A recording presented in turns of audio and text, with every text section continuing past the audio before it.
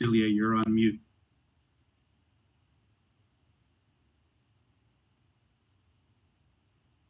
Good evening. The Design Review Board public meeting of November 9th, 2021 is called to order. Due to the COVID-19 novel coronavirus and the health recommendations,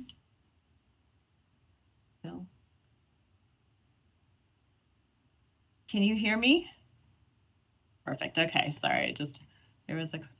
We'll start over from take 3. Good evening. The Design Review Board public meeting of November 9th, 2021 is called to order.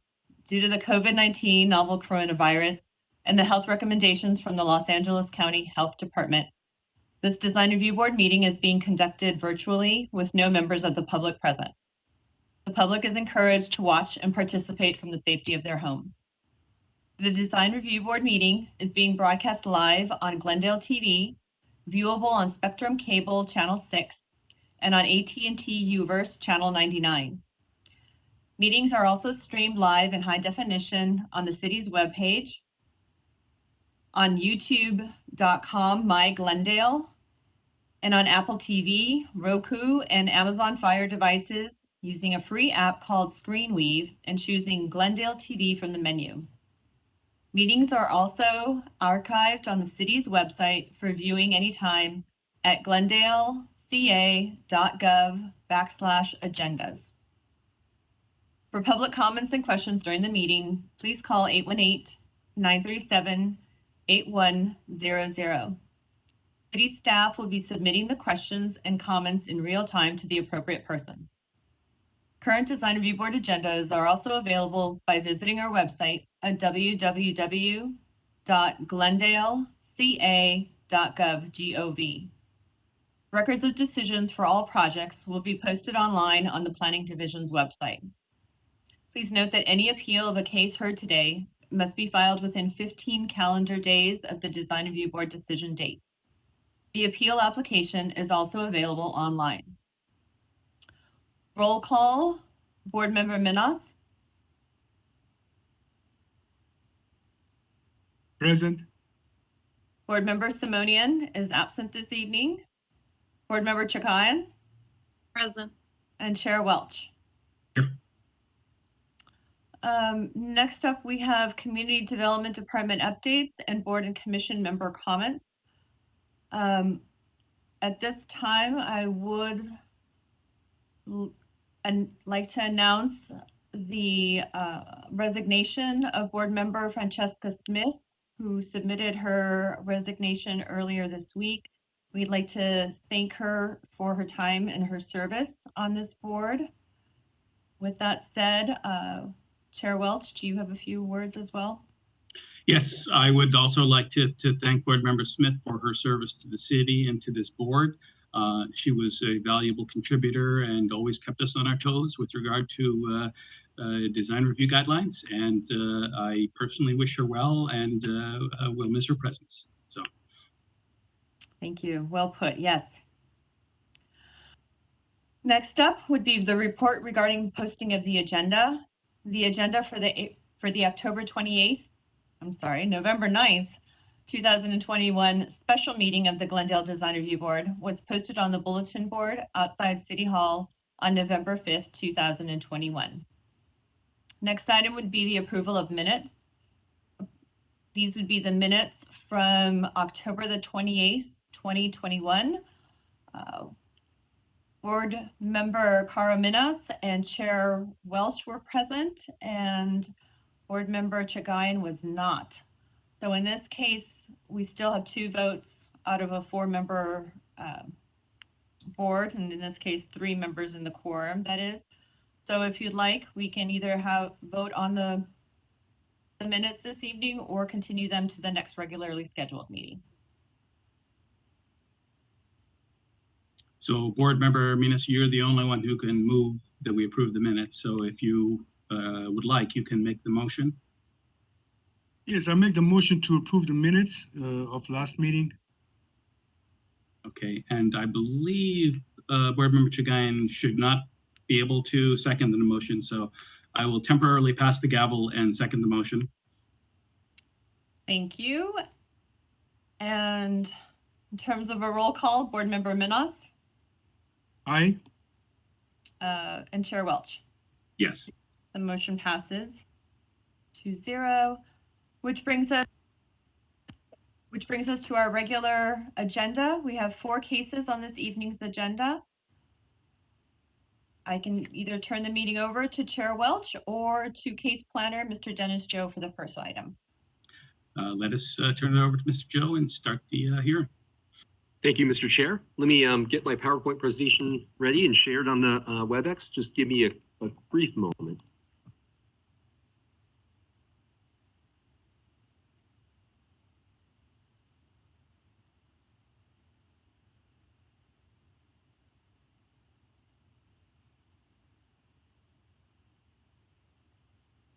Okay.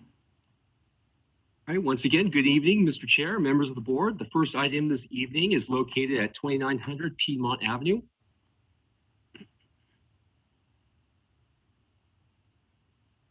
Summary of the request is to demolish an existing single-family dwelling and to construct a new 2-story single-family residence that is 2,800 square feet with an attached 777 square foot 2-car garage.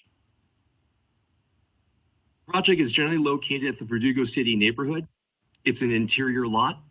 It's approximately 9,203 square feet. As clarification, the staff report within the first in the first paragraph, it incorrectly stated 8,270.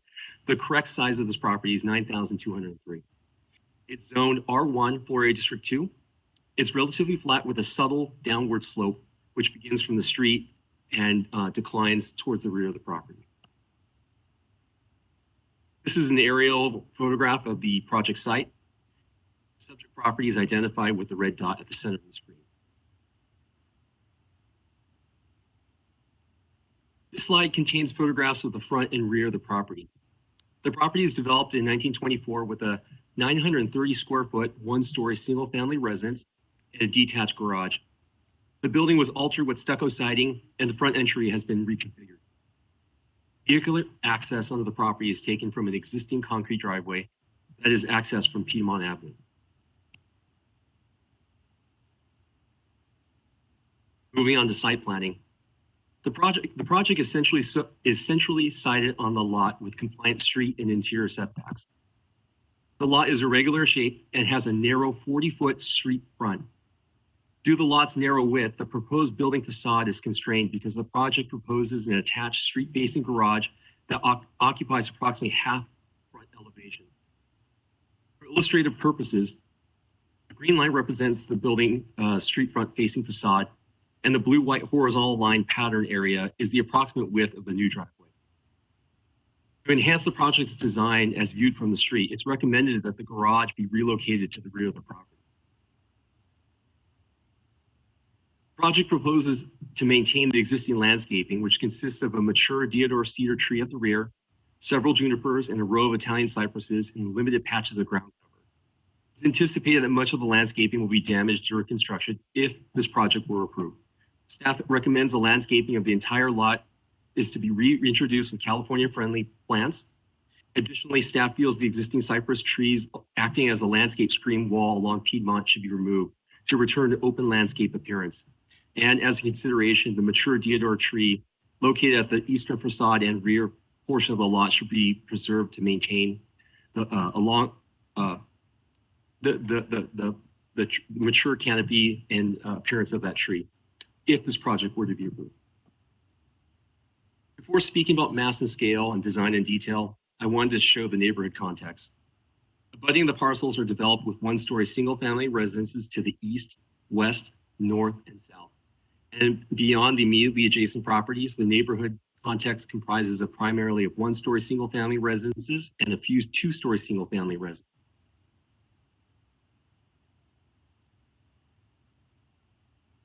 Moving on to the project's mass and scale, this slide is of the street facade, which is the north, the rear facade, which is the south, and the side elevations, which are the east and west. The project is designed with tall walls that lack transitions between the first and second level of the building and presents an overbearing appearance onto the street and the adjacent properties. The floor level volumes are stacked, one above another, and present a monumental appearance. pardon me.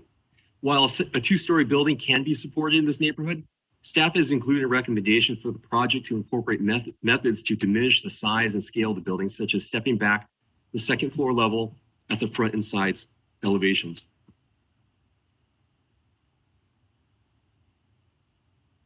Moving on, design details.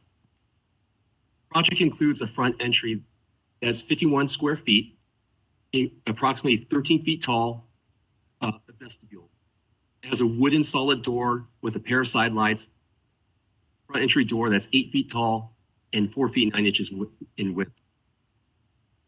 And in plan view, the yellow, highlighting yellow, is the front entry. The front entry projects towards the street and is proud of the street's facing facade. It's recommended that the front entry should be either lowered, recessed, or unenclosed, such as a covered entry, to enhance the visual interest of the project.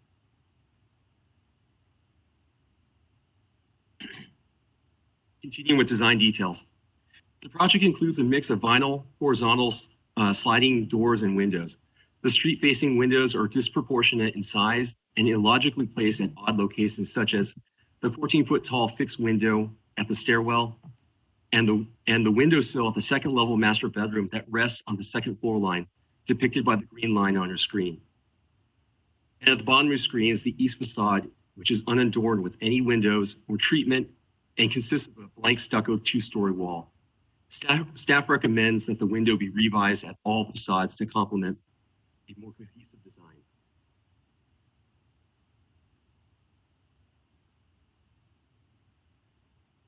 The project proposes 3 balconies shaded in yellow that are in close proximity of the adjacent neighbors' windows to the west, which are shaded in red. A condition is recommended for these balconies to be either eliminated, reduced in size to increase privacy with this neighbor.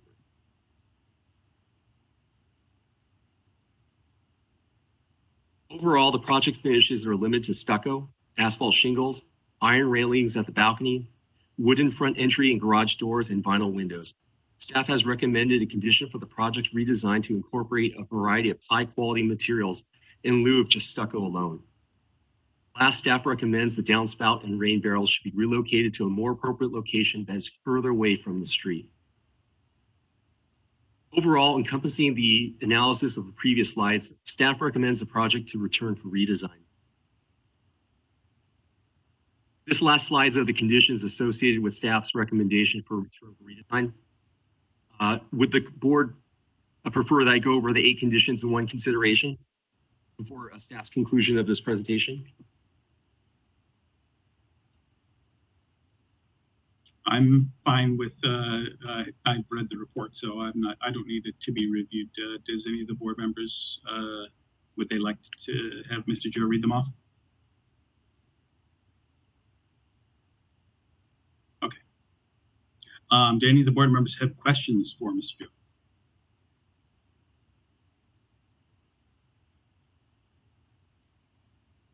Board Member Chagayan, let's go ahead and followed by Board Member Remus. Yes, I guess my first question is, was this the first design that came to you? Was this the only design presented, I guess I should ask? This is the first time for submittal.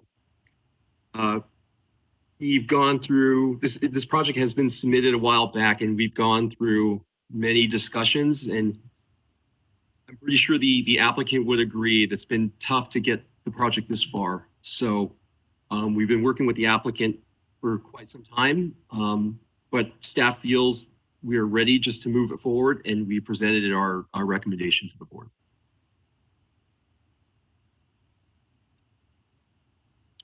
Board Member Aminas? Yes. Basically, you mentioned the proposed building is 2-story, but on a profile, I saw a kind of dug-in crawl space in the back. I'm just wondering, because crawl spaces normally are just, following the, again, if you don't want to level the pad, you just follow or cantilever over natural grade, but you don't dig in to create the crawl space. I'm just wondering, what's the purpose of this crawl space having like 5, 6 feet the headspace in the back? That's an excellent question, Mr. Board Member Minas. Previous iterations of this design did include a basement that which was defined to be floor area. And our zoning code defines floor area with an area with floor to ceiling height of 6 feet or more. Staff would recommend this building to be depressed more into the ground to help with the massing.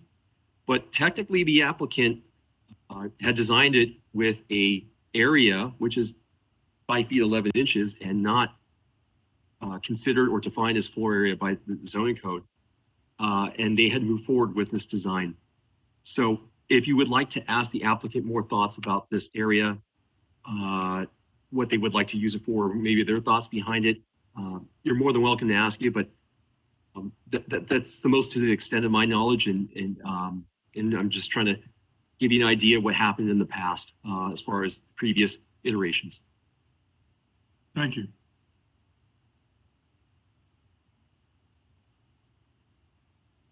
Okay, very good. So let us go ahead and hear from the applicant and have them present the case.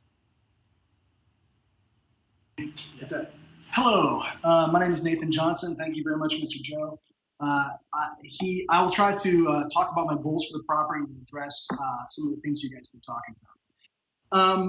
I've been living with my wife and my teenage daughter in a condo for many years, and we've been dreaming about having a home. And I'm a realtor, and I've seen a lot of places. And when we saw this lot, this home, we fell in love with it. We fell in love with the neighborhood, the area, and the school system's great for my kid, etc. The only problem with the property was it was actually smaller than my condo at 930 square feet. But the size of the lot, 9,000 plus square foot lot, was fantastic for us. It's a very unique lot. You don't find a triangular lot with that much usable land that allows for a nice backyard area for family gatherings and holidays, and that was part of what our dream was. And I've seen what a lot of flippers around Los Angeles do when they get a hold of a property like this. They just expand into the backyard, and you end up with a sort of a Frankenstein floor plan that doesn't really make sense, but it's like economically viable. And I wanted to build a place that was classier. I wanted something that was, we've got pretty pedestrian tastes. Craftsman type of home is what we were kind of going for. But it was really important for us to maximize that backyard. And I was dreaming about putting in a gray water system. We want to keep those trees. And we wanted to, that was the reason for the forward garage. Also, part of the square footage that's applied as living space is because I put in a 4-car garage. We're living in Los Angeles. We see there's always parking problems. We only have 2 cars, but I don't want to contribute to that kind of thing. So it was important to me to do that. And it's important to me to have an ecologically friendly place that kind of benefits the neighborhood and upgrades the property.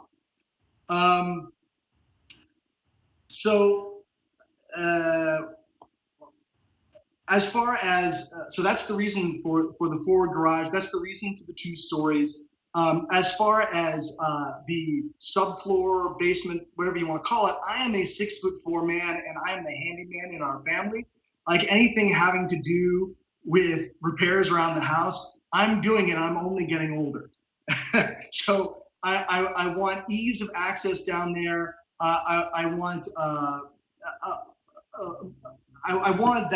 that downstairs space. Maybe put a case of wine down there. That kind of thing. I guess it's more of an East Coast mentality, but having access to the bottom of my house was always part of the dream home. I know we talked about some of the window situations, and I'm totally flexible on all that. As far as the balconies, I am friendly with the neighbor on that side. Her main concern, I think she was planning on calling in, but so she could maybe speak for herself. But but she was also wanting our property to stay forward so she could have a view out of her rear kitchen window that wasn't blocked. And she was not concerned about the possible privacy issues of balconies. On the other hand, my other neighbor was concerned about privacy issues, which is why there were no windows on that side. But I mean, that's stuff we're open to changing. What else did you guys mention? The front. My wife is Japanese, so it's very important for her to have a mudroom type of space to store shoes and to take off coats. She wanted to put closets and kind of like have an entryway. That was the reason for that. As far as my other visions for the property, I'm interested in using a product called Thermosteel, which is, you might have heard about another product called Wally Walls. They are EPS and steel. They provide structural, vapor barrier, pest resistance, insulation. They're Energy Star rated at an R value of 35. They're sound resistant, and they're basically SIPs. They're more expensive, but allow for quick construction, and they are much more ecologically friendly over the long term. I think I mentioned the gray water system. That was also part of the basement thing. Is like, since the gray water system can be problematic, I wanted plenty of space to move around so I could get that online, so that I'm not I'm not taking up drought water. I want to be a good citizen. I've pulled my entire neighborhood. I've walked up and down the street and met everybody, and I think that I'm not remiss in saying that they're positive about my project, at least from what they've told me. There is an eclectic nature of the homes up and down my street. Some are 2-story, some are 1-story, some are small lots, some are bigger lots. It's a mishmash of styles. In fact, down my street, I met a fellow named Peter, you might remember. He built sort of like a princess castle with a turret and like a tower in the front. I met him. So there's lots of styles. I'm not pinned to one style, but like I said, my wife is very much into sort of the Americana craftsman type of look. My daughter's 14. She's going to CVS. She's excited about walking to school. And yeah. So I guess if I had to boil it down, that's what I'm after. I'm after a house that's front loaded with a sizable backyard, fed by a gray water system. I'm not worried about the aesthetics. I don't think are as important to my neighbors, because there's those 35-foot cypress trees right in the front. They mask my entire property. My whole property is circumnavigated by trees. So that's for what it's worth. Sorry, I'm nervous, and I think I'm out. Do you guys have any questions for me? Yeah, Mr. Johnson. So a couple of questions. So, and a comment first. Our role here is looking at this from a very long-term perspective. Homes exist for decades, if not a century or more, and our job here is to make sure that we're looking for the long haul, not necessarily just what a current owner might want. But I do have a question. I'm sure that staff gave you and your architect some guidance on, what are likely some of the opinions or directions that this board would give. And so how have you dealt with some of those recommendations that they brought to you? Rafa, do you want to handle this? This is my architect. Hello. Well, we try to make all the recommendation in the design. The main concern was the height of the building and the crawl space, but I think that we try to get all in code. And did you consider at all, rather than having this crawl space in the back there, in fact, just sort of lowering the first floor of the house or stepping it down or split level design, something like that, that would bring the main living level closer to the ground instead of having like a lot of steps that would lead from the main level to the yard?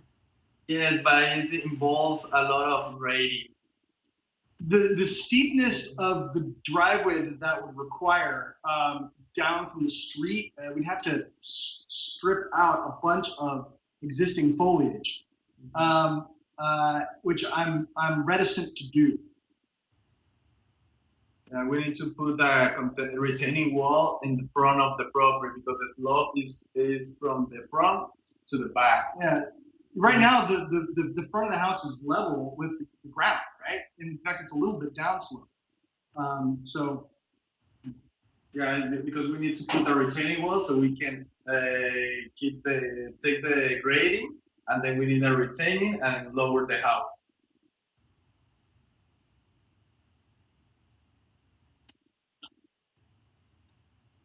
Do any other board members have questions for the applicant?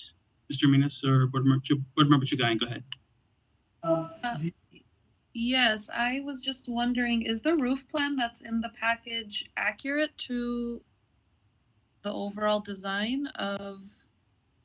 we originally had a more pitched roof, but Mr. Joe pointed out that from the rear of the property, it would make the building taller than code allows.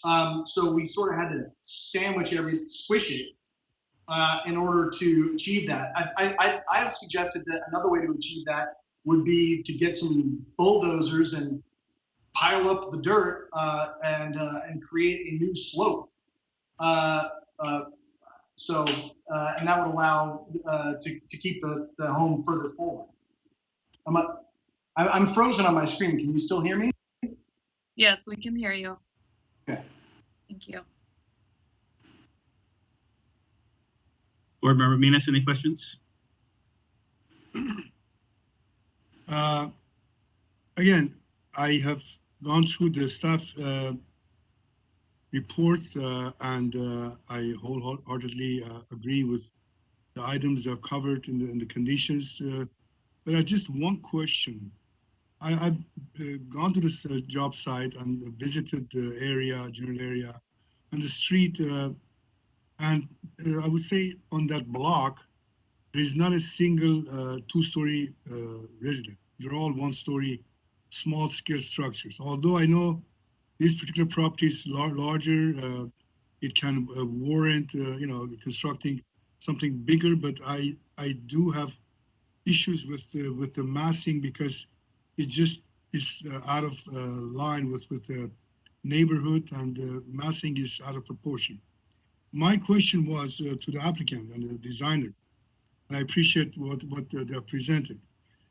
In order to minimize the massing of the building, again, I know that staff had some comments, some constructive comments regarding that. But if you want like two-story, instead of say going up second floor above the first floor, how about just maintaining the side grade by raising it to the street level and just having a basement, so the building will be two-story, and then from the basement you can just walk to the backyard. You flush with backyard grade wherever it meets the side grade, and you have a two-story building. You'll accomplish your wants and needs of a two-story amenities, and the massing will be reduced significantly, I think. Just as a question, have you thought about considering that? Because as it is, it just does not, it's not compatible with in the neighborhood, residences. I understand you're concerned about the massing. You said that there's you don't see other two-story buildings, and that you're suggesting that we lower the house into the ground. Just simply convert the crawl space to a level, and then you can easily accomplish that through involvement of a civil engineer. There is a drop of grade from street to the backyard. just use that grade in your benefit and minimize your grading work. You will create your basement instead of crawl space, which, you know, again, through liberal expansion of the crawl space laterally and depth, you can create a living basement with all the things that you need to have in a house. Yes, sir. I understand you. The problem is if I lower the first floor down to be level with at the backyard, then the front creates a very steep grade to get into my driveway, to get into my garage. As far as the statement that there are not other two-story houses, there are. There are many on that street, and including within the 300-foot survey which I supplied to Mr. Joe. It's like I said, an eclectic street. Many of the lots are much smaller, but even some of those have two-story structures.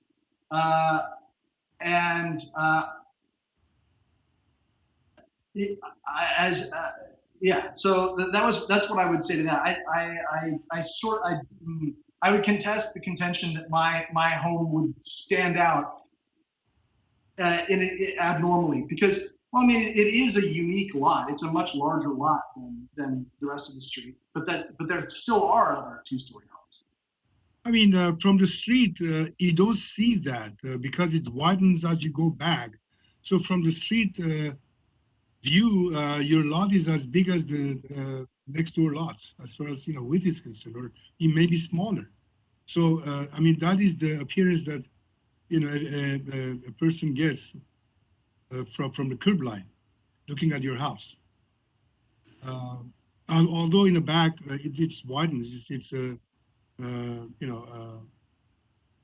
narrow in the front and then kind of wide in the back. Right. In fact, my house would still not be visible from the front with all of the foliage.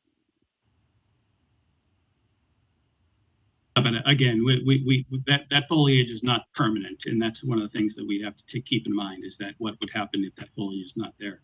I have a question though. I'm not sure I'm understanding one of the things that you said. You said that if we were to follow Mr. Minas's suggestion, and I'd suggested something similar about dropping the property down. Right. You said that the driveway to the garage would be too steep. I don't quite understand what you mean. What is the maximum? How steep can it be before it becomes untenable? Okay, I think you're misunderstanding what we were talking about. The garage would remain on the main level, but the main level would become like the second level, and you take what is now being proposed as the second level and converting that down into a lower level. So the garage would be more in line with the street. So you'd maintain the garage on one level and then sink the first floor. So then entering the house, you'd be going downstairs into the house? No, you'd be climbing up.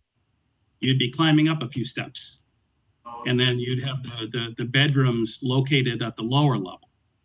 But the front is the highest slope. The highest slope is in the front. So the backyard is lower. The backyard is lower. We understand that.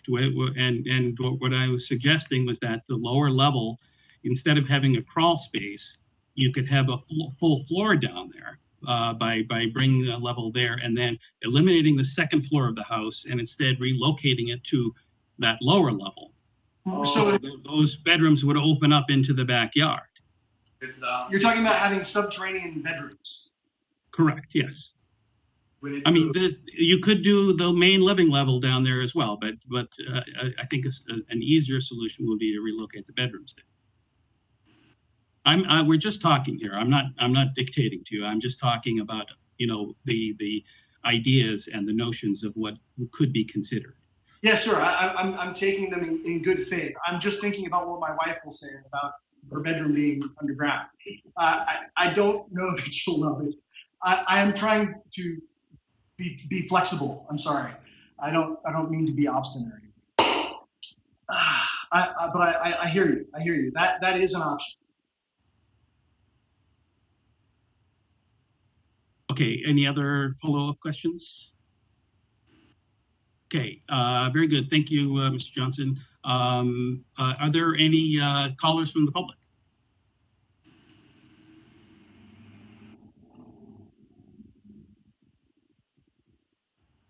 We have a number of callers. The first caller is Elaine Klesmek. Elaine Klesmek, you're live on the air with the Design Review Board.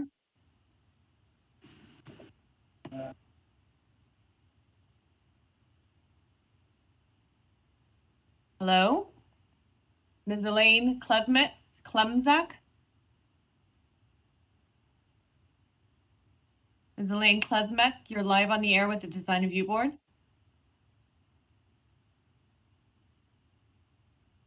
I will put her on hold and get back to her. Perhaps she's just disconnected. Next up, Norma Smallbone. You're live on the air with the Design Review Board. Oh, yes. Thank you so much. I appreciate this. My name is Norma Smallbone, and I live right across the street from this project. And I would like to offer my support for this building project across the street. I have lived in my house for 57 years, and I'm overjoyed that the property across the street will be inhabited by an owner and Johnson and his family. He and his family will be added to all the family neighborhood of people who care and who are friendly. It is something we're all looking forward to. And if I may say something about the other houses that are on the street that are two-story, that I know you're concerned about, they are bigger in some respects than what Nathan is building. And I don't know why you're ignoring those as the height. They are massive houses, and they take up a lot of room and height. So this is no different. He's had trees up there for many years, and I think this project will be wonderful for the neighborhood. It will be better than always having a renter in there and someone who cares. So thank you for letting me comment. Thank you very much. Next person, Mr. Grant Michaels. Mr. Michaels, you're live on the air with the Design Review Board. Good evening, Chair Welch, board members, and staff. My name is Grant Michaels. I'm the president of the Montrose Verdugo City Spar Heights Neighborhood Association. Our board agrees with the staff comments and the conclusion to return for redesign. The neighborhood we know well is eclectic, and our goal is to encourage designs that enhance the neighborhood. We have looked at this project, spoken with the planner, and are looking at metrics such as the 28-foot maximum height, the maximum FAR, the large flat walls, and we are not seeing mitigation measures that would soften the appearance of that mass and scale. We often encourage stepping back the upper stories, having the projects that are designed follow the slope of a lot so that it does minimize the appearance, especially when viewed from the downslope of the project. The entry may be hidden by trees at this point, but as board members have mentioned, landscape does change, and we are concerned about the appearance of the house. We normally try to find some suggestions that we think may enhance the project or improve the design, but with this project, we don't have recommendations that can enhance the design. It just appears very boxy, very tall, and that is exemplified by the short roof pitch, other aspects.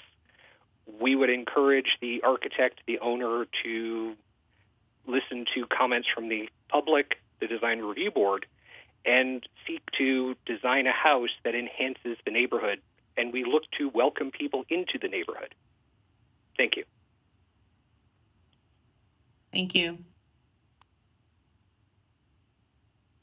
Next up, Donald LaBreche. Hello, my name Donald is. LaBreche, you're live on the air with the Design Review Board. Thank you. Can you hear me? Yes, thank you. Thank you. My name is Don LaBreche. and I live up on Manhattan Avenue. I have been here since 1955, and you guys sent me a card. I can see the framed mock-up from my porch. First of all, I'd like to commend the homeowner on providing 4 spaces of parking.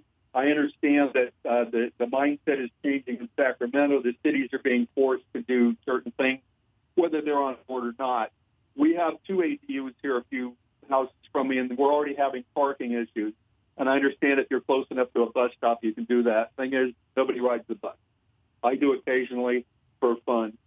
My concern with this is that I'm only seeing a photo of it.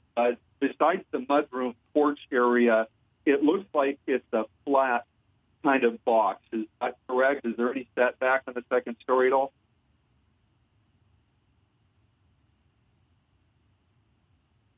I'm not hearing anybody. If that's a question, no, there really is no setback that I see. Okay, so that's one concern. And I know in the city of La Cañada, unless you were so far back from the street, you had to start having a setback, and it kind of made a difference in the architecture.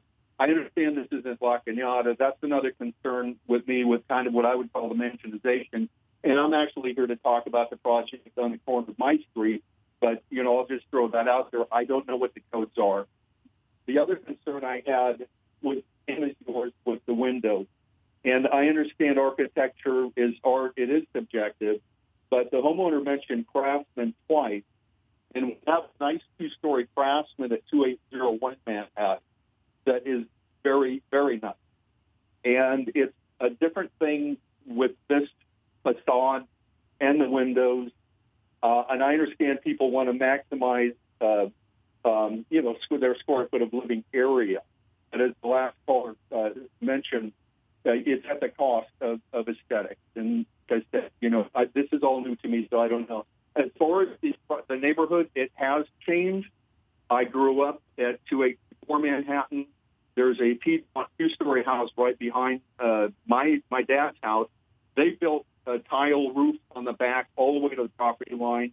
My dad didn't fight it, but I understand there are more 2-story houses there. When I was a kid, there were a couple that weren't on the edges, so that has changed. You're not blocking my view here. The height isn't a concern, but just the flavor of the neighborhood and the boxiness, the facade, and the windows are a little off-putting as far as aesthetics. But if you like Craftsman, there's a lot of nice ones around.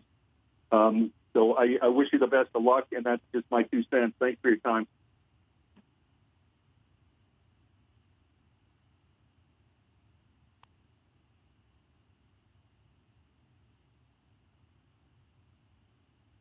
You're on mute, Vilya.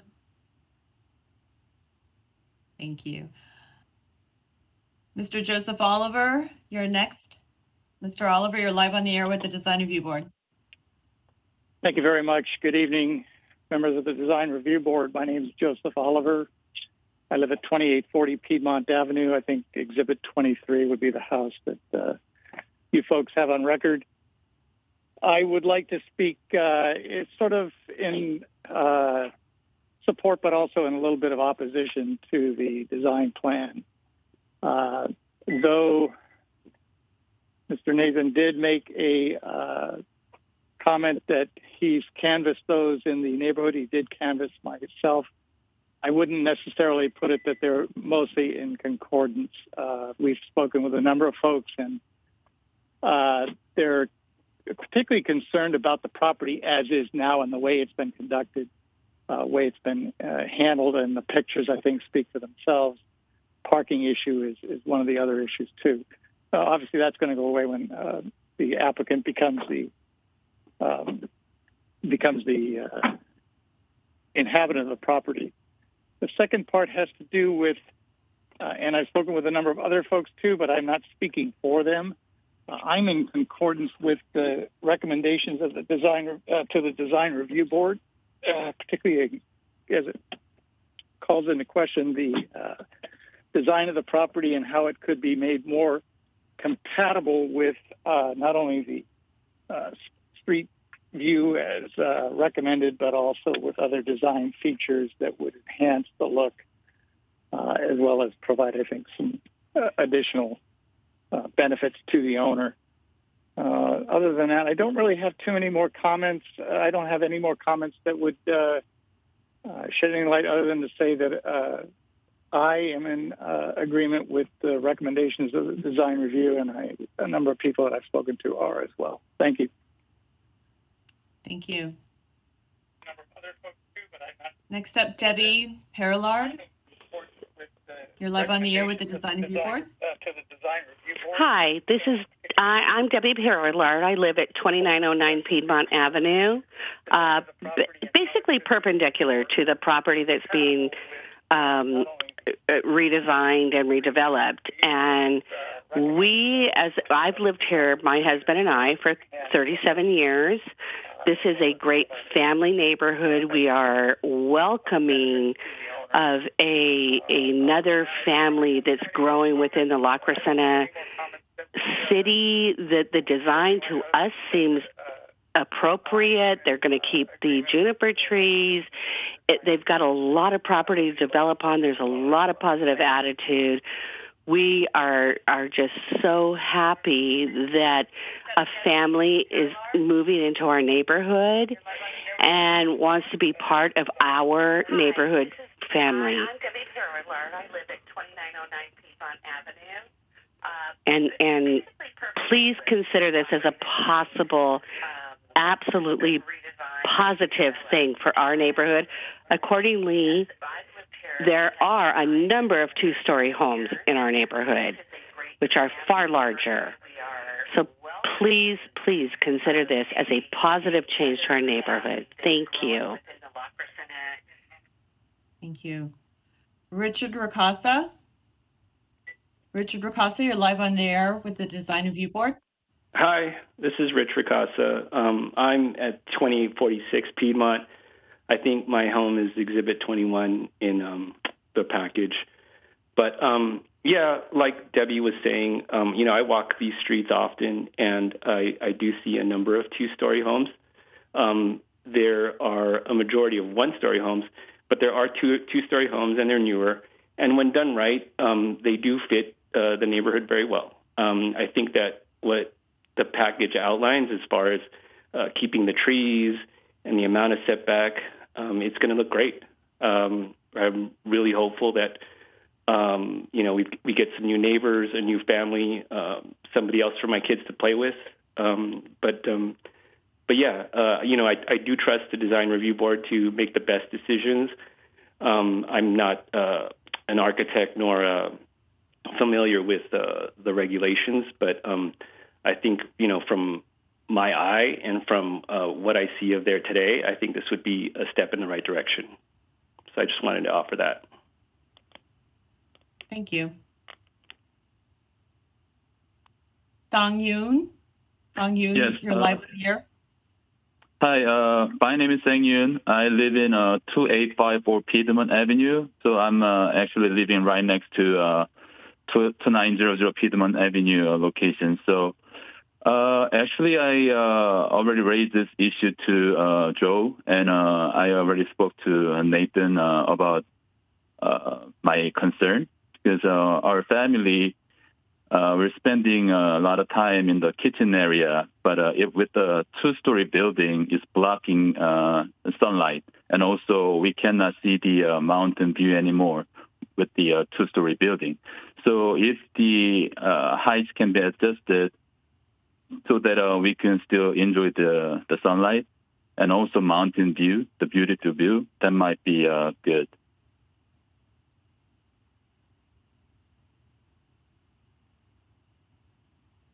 I think that's it.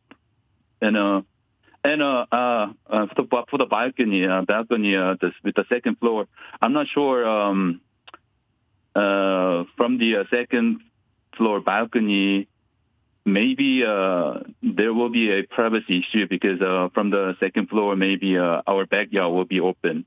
So that's my another concern too. I think that's all I have. Thank you. Thank you. And going back to Elaine Klumzak. Elaine Klumzak, you're live on the air.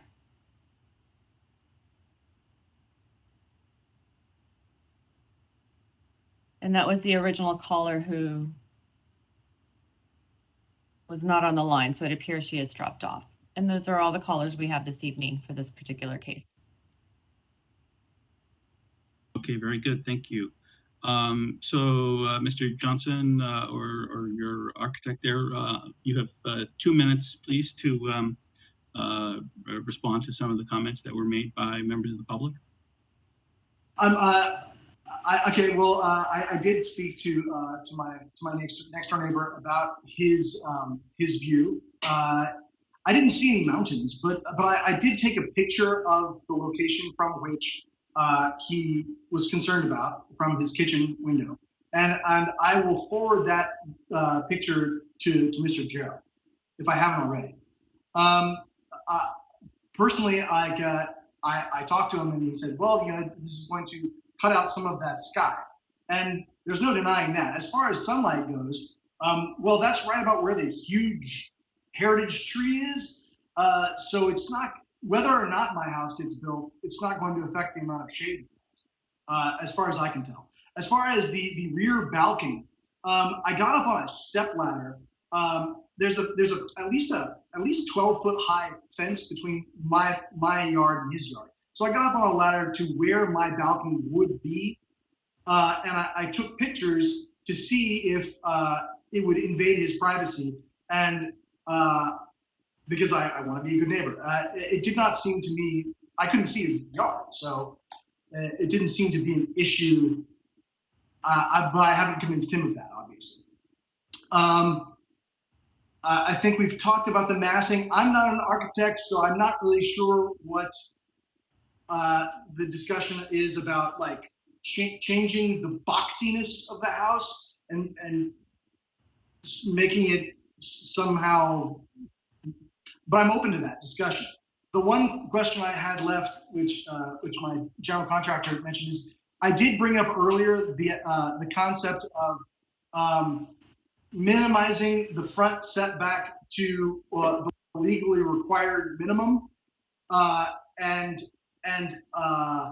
addressing the problem of the rear height by a combination of piling up, changing the slope of the backyard with dirt, and is that a tenable option?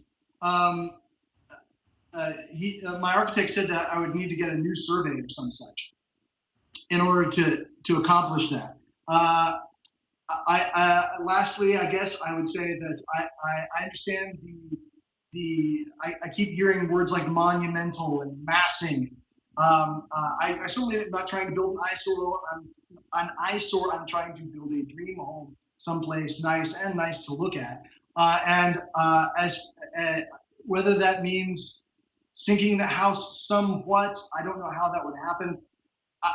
I could try to talk to my wife about putting a floor under, putting the living spaces underneath. I can tell you she's probably not going to love that, but I could try to sell that. Gosh, I really just want to build this house. I don't know what to say. I guess it's been 2 minutes. We want to move into our home. That's all I got to say. Okay. Thank you, Mr. Johnson. We want you to move into your home as well. You know, our job here is to try to apply the design guidelines, and you know, that is you know, part of the law of the city is that we want to have good design. We want to make sure that new designs are respectful of the neighborhood context in which it exists, and particularly in a situation where there are a lot of one-story homes, we usually are particularly sensitive to how a new design, a two-story design, would blend into that. So you're not going to hear us talking about anything that we wouldn't talk about with any other design, whether there's a lot of opposition or not much opposition. This is just how we must apply the guidelines. So I appreciate your being willing to consider what we're going to be talking about here. And I think that's unless, Vilya, there have been any calls that have come in the meantime, I am ready to close the public hearing unless any of the board members have any final questions that they want to ask of the applicant or the homeowner here. Okay, all right, so we can close the public hearing and we will now move to board member deliberations.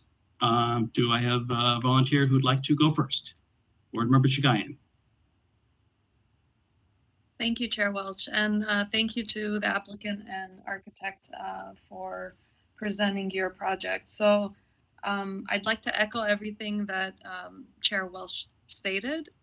We're here to try and help and get you into your dream home, and also at the same time have something that's compatible with the neighborhood. Immediately upon reviewing your project, the first, thoughts that I had is that it's really lacking character. And then when I was hearing you speak about your love for craftsman style, that really took me aback because I don't see anything craftsman about this design currently. That's not to say that I wouldn't welcome the craftsman style. I think that would be a beautiful style to introduce to the neighborhood. I'm not opposed at all to a second story. I think what Mr. Joe's report really will show you once you dig deep into it, and all the recommendations that staff is making, is that there's a certain way to build a two-story, design it in a way that is not as massive as this current design is depicting. So I strongly encourage you, your architect, to go back and really research and dig into craftsman architecture, because I think all those little details are what make the difference between, good design and poor design, I guess, or lack thereof. It's stepping back the second story is a huge start. It's gonna go a long way for this design. Lowering the way Mr. Minas and Mr. Welch recommended, I think is gonna be beneficial for you in the end. And it's not necessarily that you're gonna be placing your lower level underground. I think you have ways that you can accommodate it. And like Mr. Minas said, really take advantage of the site that you have. Pushing that garage back, introducing more details, mix of materials. For the most part, I do agree with staff's recommendation that it needs to return for redesign. And I recommend that you ask as many questions and ask for that direction if you feel sort of lost in the process. But it's not giving me, there's a lack of character. That entry, is super tall with such a short sloped roof. It's just not holistically cohesive as a design. And when I heard you speak about craftsmen, and hearing your neighbors all call in and say they're in support of having a development here, which is great. We don't hear that often. So I wouldn't want you to get discouraged and feel like you can't build anything here. I think you need to just take it back and really dig deep and come up with a new design, taking all of our comments into consideration. Thank you. Thank you. Board member Minas? Yes, thank you, Mr. Chair. I also agree with Mr. Chagayan about the comments and staff recommendations that this particular project needs to be redesigned, considering the mass compatibility with the neighborhood. And one thing that I just wanted to bring it to Mr. Johnson's attention, my suggestion of, putting or daylighting the lower floor with the backyard elevation, it's actually going to reduce the amount of the excavation that you need to do for your crawl space. If you put the lower floor at the backyard level, which is almost 10 feet below the street level, then, the entire structure will be above grade, and including the lower floor. Maybe towards the street, a little bit of excavation will be required, but for the most part, you will be above grade. The only difference between what you have and what I'm saying is that from the street, again, I'm not sure if these elevations are accurate, but I just envision that you'll see only a structure that will be 1.5 story, not 2 story.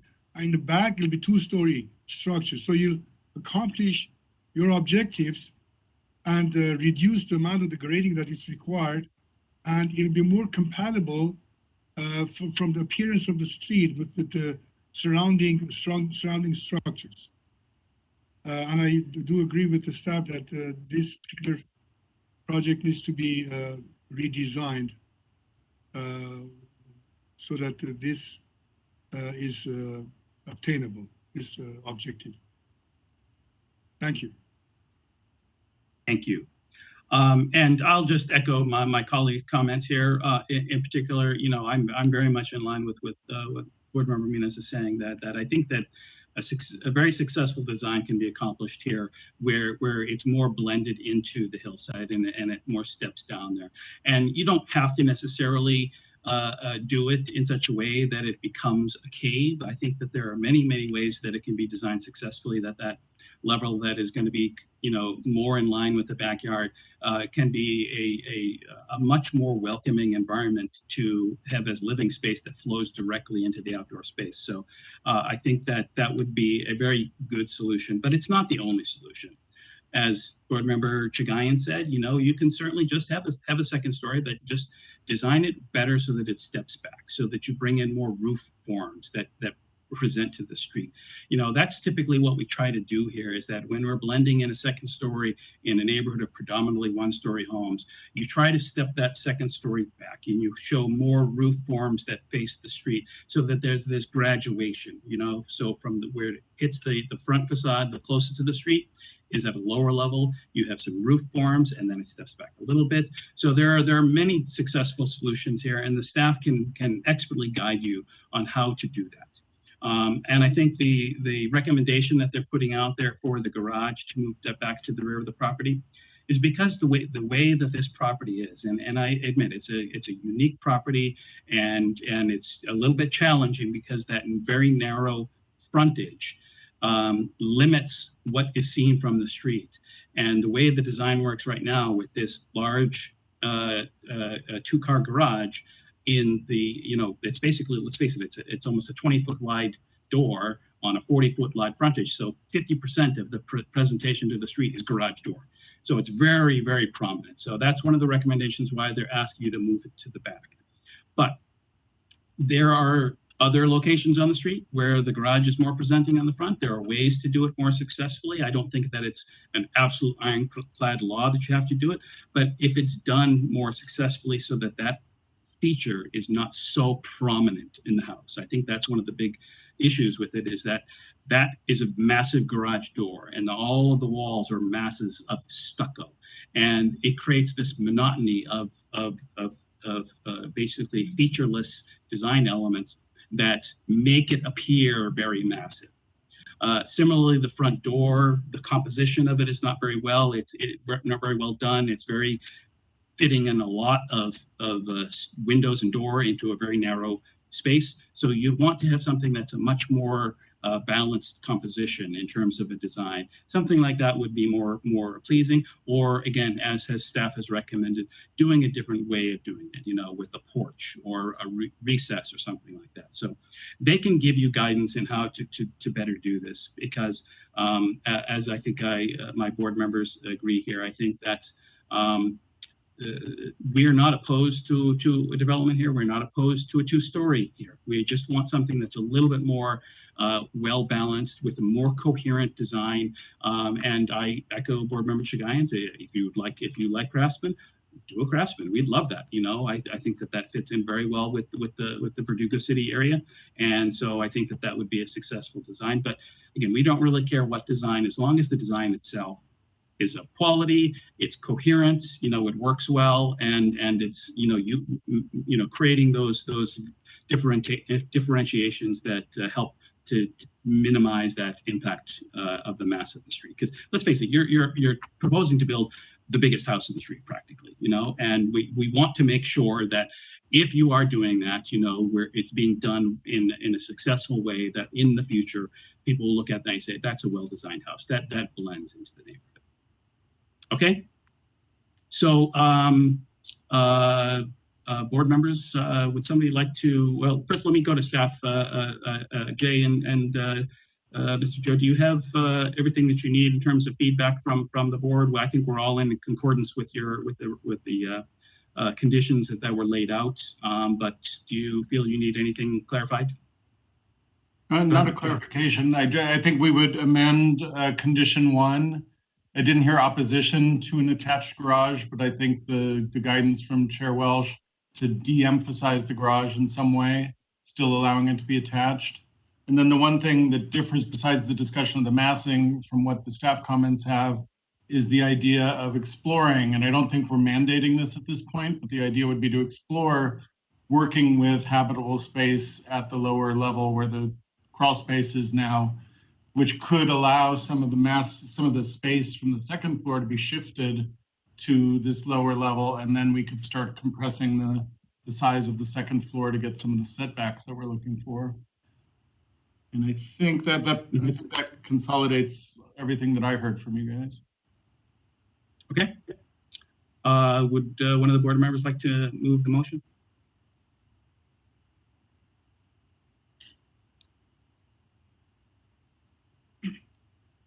I'd like to make a motion that this project should go back for redesign, and all the conditions of the staff report be implemented, and we'll be happy to look at it after it's redesigned. And of course, special emphasis to be placed, again, as all board members agree, in massing, compatibility, and reducing unnecessary grading or excavation of the property. I second. Okay, so we have a motion by Board Member Minas and a second by Board Member Chagayan. This will be roll call. Board Member Minas? Aye. Board Member Chagayan? Was that an aye? I'm sorry, I was looking at the, we have a yes, a head nod, yes. And Mr. Chair Welsh? Yes. The motion stands 3-0.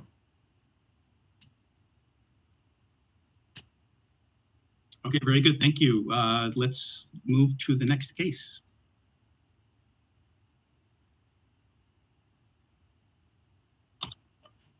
Good evening, everyone. So do you want me to start the presentation of the case? Yes, go ahead, please. I'm going to share the screen for the PowerPoint presentation.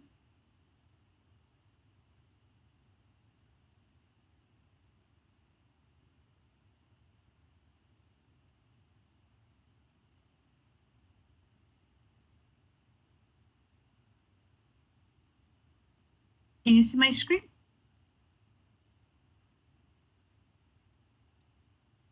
Yes, we can. Thanks. The case before you is a design review, case number PDR 2114079 for proposed development located at 3416 El Caminito.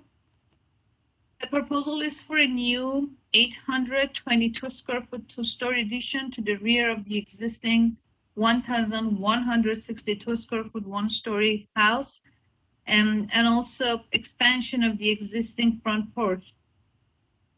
The house with the existing detached two-car garage was built in 1947. The subject site is the subject property is on a 5,382 square foot lot located in the R1 District 2. The lot is an interior lot with frontage on El Caminito. This is a rectangular slope lot which slopes down from the street frontage on El Caminito, with average current slope of less than 40% toward the rear of the property. The existing house is not considered a historic resource under CEQA and doesn't appear to be eligible for listing on the Glendale Register of Historic Resources. Also for the subject project, variance number PVAR 2101724 was approved on June 18, 2021 to allow to maintain an existing 3-foot interior setback along the northwest side of the existing house, where basically a 5-foot interior setback is required in conjunction with the proposed 2-story addition. For your reference, the decision letter for the variance is included as part of the staff report attachment with attachment number 5. So the project, the proposed project doesn't alter the site planning significantly. The proposed 2-story volume infills the existing recessed portion at the northwest side of the existing 1-story house and expands the building footprint towards the rear of the property. Staff believes the new building layout is appropriate to the site and neighboring properties. The existing street front setback of 25 feet and, as I mentioned, existing interior setback of 3 feet along the northwest side of the house are not going to be changed. With the proposed addition, we'll have an interior setback of 5 foot along the northwest side of the house as required by zoning code. The existing landscape and landscape at the front and sides of the house will not be changed. New landscaping will be added to the rear of the house to address the addition. Also, the location of the existing driveway and detached two-car garage will not be changed.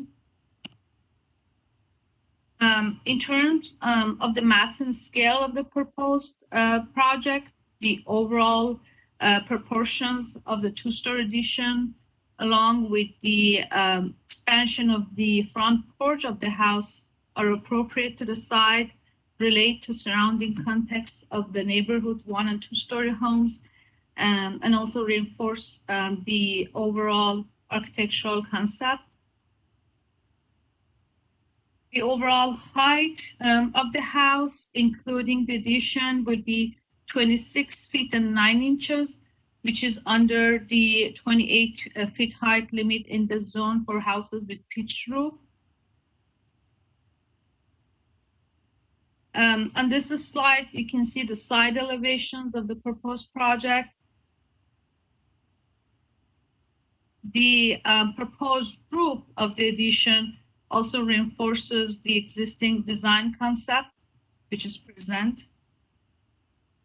And here we have section drawings through the house, shows the area of the addition.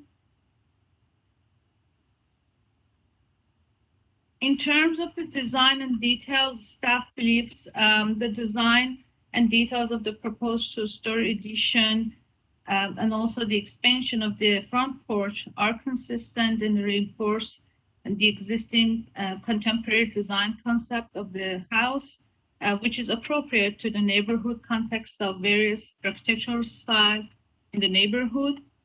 The new windows are a combination of awning, fixed, hung windows, which are going to be white flat windows, recessed within the walls with seals, and they are consistent and appropriate for the existing architectural style.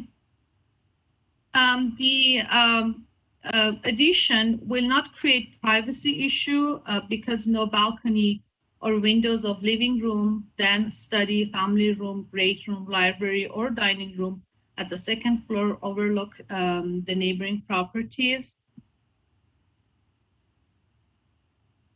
At the conclusion, staff recommends approval of the proposed project with recondition to update plans to provide cut sheets and show appropriate location and design of the exterior light fixtures, update plans to show the location of trash storage to be out of public view, and also using drought-tolerant plants and trees at the rear of the house. However, the applicant submitted landscape plan, and staff will make sure the landscape plan meets this condition prior to building permit issuance. And this concludes our presentation. You're available for questions if there's any question.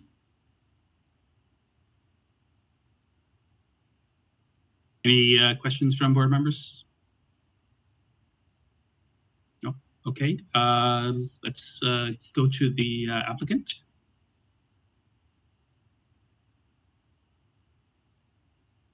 Can't hear you.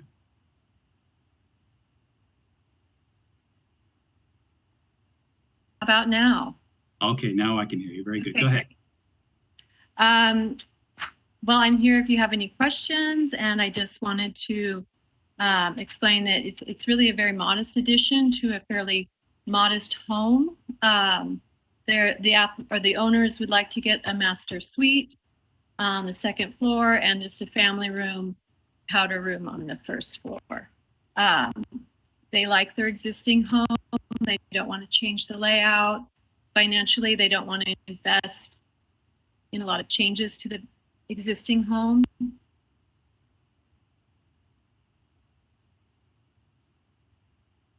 And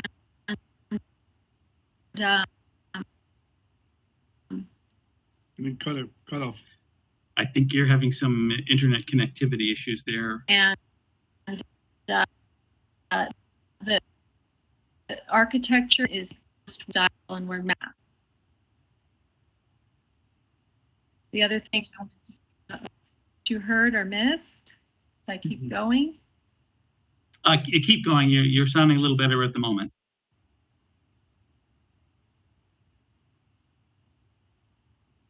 No. Hey, Emery, if you close off your video, sometimes that helps.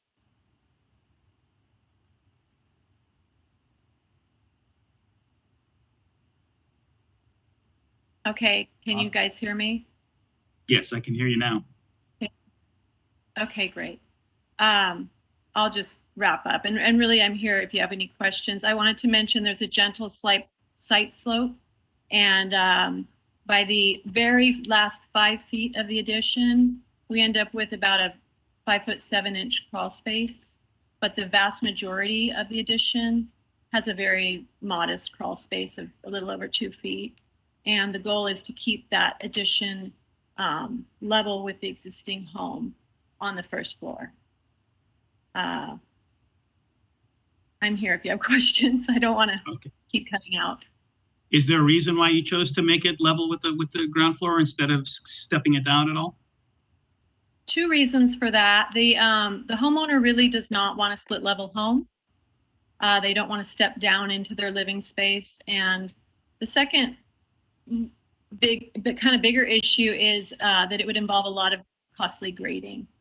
When you look at the site cut line, it really couldn't sink down too far without requiring that we pull a lot of dirt out of there. And potentially bedrock.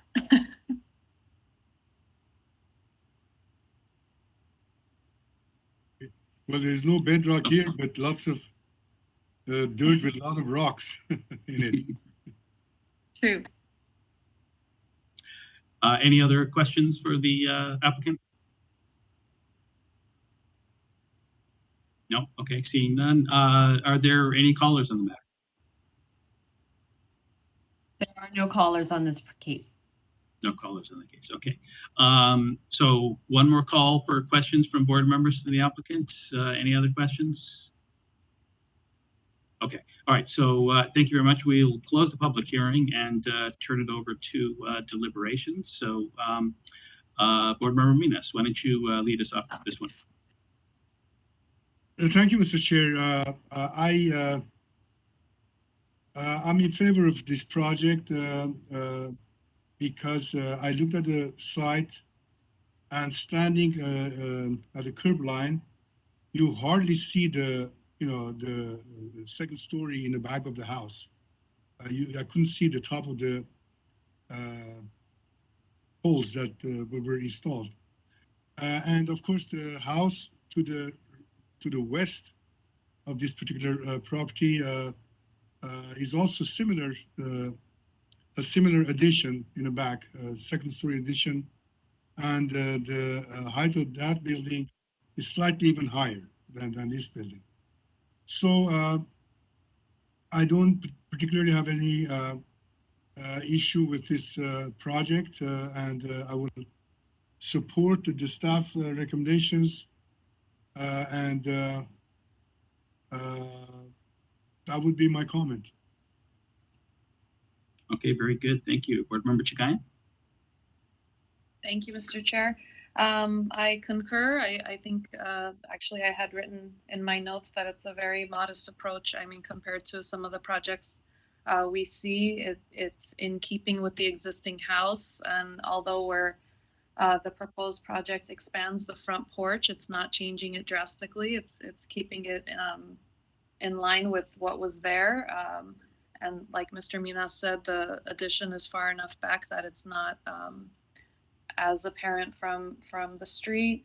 I did also note about how high that crawl space gets towards the rear, but I don't think it's fair for us to dictate that you have to step the addition down, especially when it's tucked in the rear and not really massive or bothering anybody on the street side. So I am in agreement with staff's recommendation to approve with the conditions they listed. It's pretty much it. Thank you. Okay, thank you. I concur. I think I would have preferred to see that addition step down a little bit. I think the opportunity was there, but I'm not going to quibble about it. I think that I can respect that they still kept it under the maximum allowable height by a little bit. So I don't think that we need to, and there are often ample reasons why people want to have all living space on a floor level for compatibility, accessibility reasons, etc. So I concur. I think it is a relatively modest addition. It is well back from the street, not very visible from the street. I think the applicant has done a good job here in blending it in with the character of the existing home. I also concur with staff's conditions as stated. So I think that we can move this case if somebody would like to make the motion. I'll go ahead and make the motion to approve the project with these conditions as stated by staff. Is there a second, Board Member Minas? I second. Thank you. Roll call, please. Okay, this is a roll call. Board Member Tachakian? Yes. Mr. Chair Member Welch? Yes. And Board Member Minas? Yes. Thank you. Motion passes. Okay, very good. I'm going to propose a brief 5-minute recess here before we move on to the next two cases. So unless there's any objections, we're in recess for 5 minutes. Thank you. Thank you.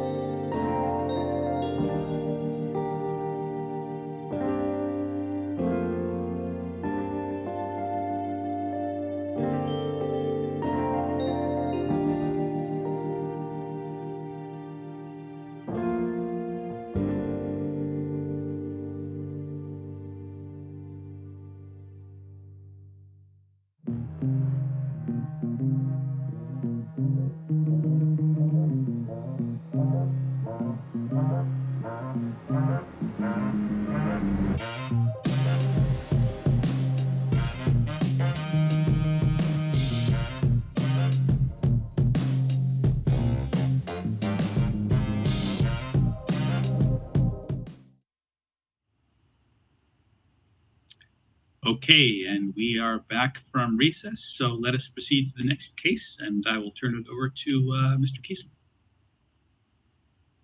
Thank you very much. Give me a second to share my screen.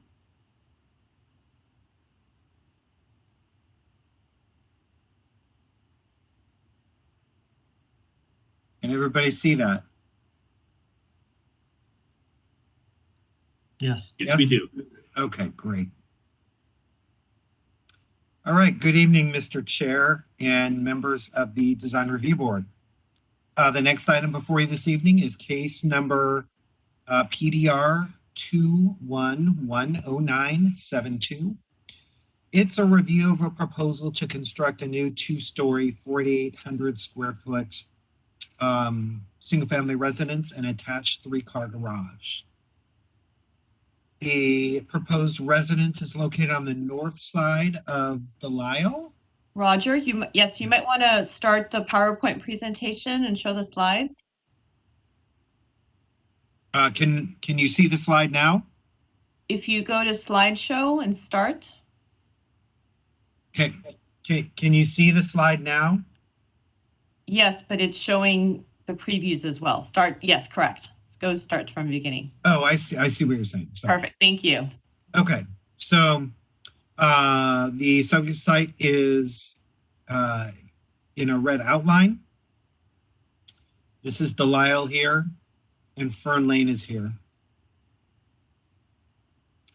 The residence is located on an 18,179 square foot lot.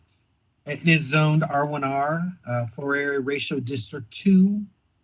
The existing 2,264 square foot house and attached garage on the site will be demolished. Here's an aerial view of the site is right here with the red dot. Delisle is here, Fern is here, and you can see a little bit of the freeway here just for reference. This is the street view. This is the existing house on the lot, which will be demolished as a result of the project. Site planning for the project is generally acceptable. Pardon me, that wasn't the house that I looked at it. Well, this is not the house.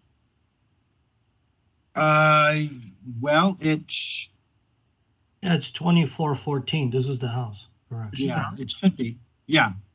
The color was different when Well, I will say this was taken from a Google image.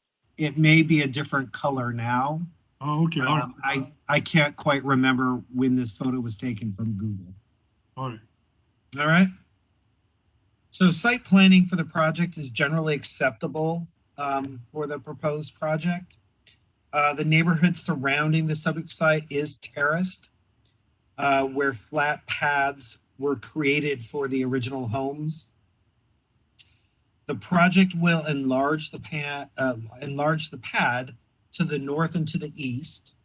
So the mouse here, this is the street. This is the proposed residence. So the pad is going to be enlarged in this area with retaining walls and this area in retaining walls. The proposed front yard setback and attached garage are consistent with the neighborhood. Most homes in the neighborhood have attached front-loaded garages.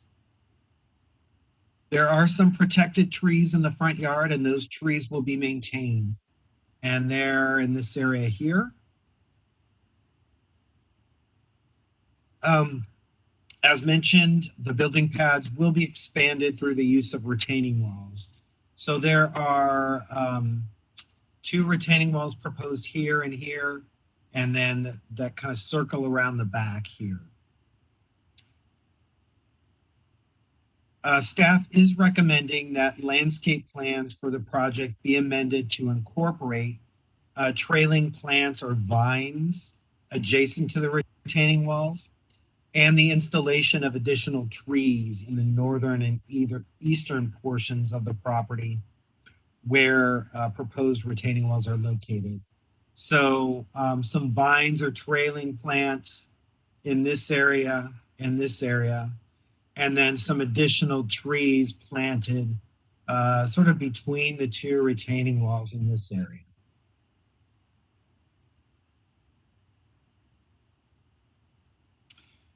The mass and scale of the residence is appropriate or are appropriate. While the proposed residence is larger than homes in the neighborhood, the location of the site is such that this scale difference is not really substantially impactful to the surrounding development. Additionally, the second floor of the residence steps back from the first floor at the front and east sides of the residence. And the 3 and 12 pitched roof is consistent with the Mediterranean style of the residence. Staff is recommending that the entry to the residence be restudied with the intent of reducing the monumentality and just for better integration with the remainder of the residence. So the screen shown right now is the front elevation. Staff is recommending that this entry just be restudied a bit so that it better integrates with the rest of the house and is less monumental in appearance. This is the north side elevation. This is the side that faces the upslope.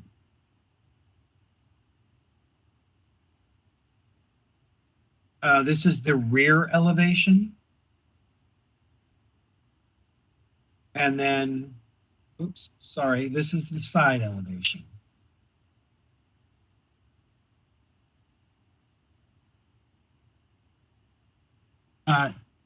If I could just hold on a second, my lights are out and I can't get them to turn on. Hold on.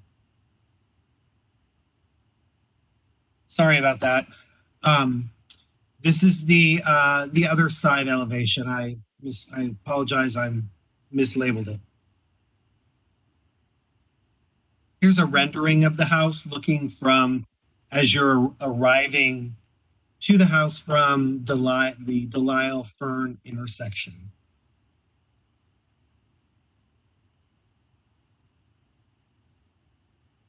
They do have a storage area totally buried underneath the ground that's accessible from the first floor. So this is the floor plan, the lowest floor. The first floor plan. Again, this is the entryway here, and the street would be over here. The backyard is over here. And then this is the second floor plan. And the roof plan. Some section drawings through the house. Landscape plans. And as I mentioned in the site planning section, this area here is where we'd like to see more trailing plants and some trees. And then this area here is where we'd like to see some more trailing plants. With regard to design and detailing, the Mediterranean Revival design of the residence is internally consistent, and there are high quality materials used, including the marble stone columns, the fiberglass windows, and the smooth stucco, all of which reinforce the Revival design. Staff does suggest a couple conditions. The first is that the window pattern and appearance will be enhanced if some flat-headed windows are incorporated to establish a design hierarchy, and the trim and sills around the windows be precast.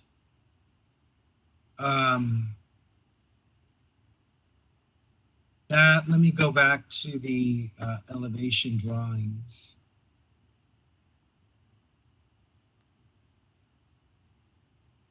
So while there are some flat-headed windows. A lot of them are these arches.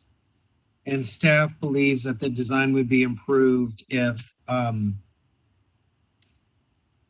some of those arched windows became flat-headed windows just for some hierarchy and order. We believe this is the case, but we want to condition and we want to make sure that the surrounds and sills around the windows are a precast ephes material.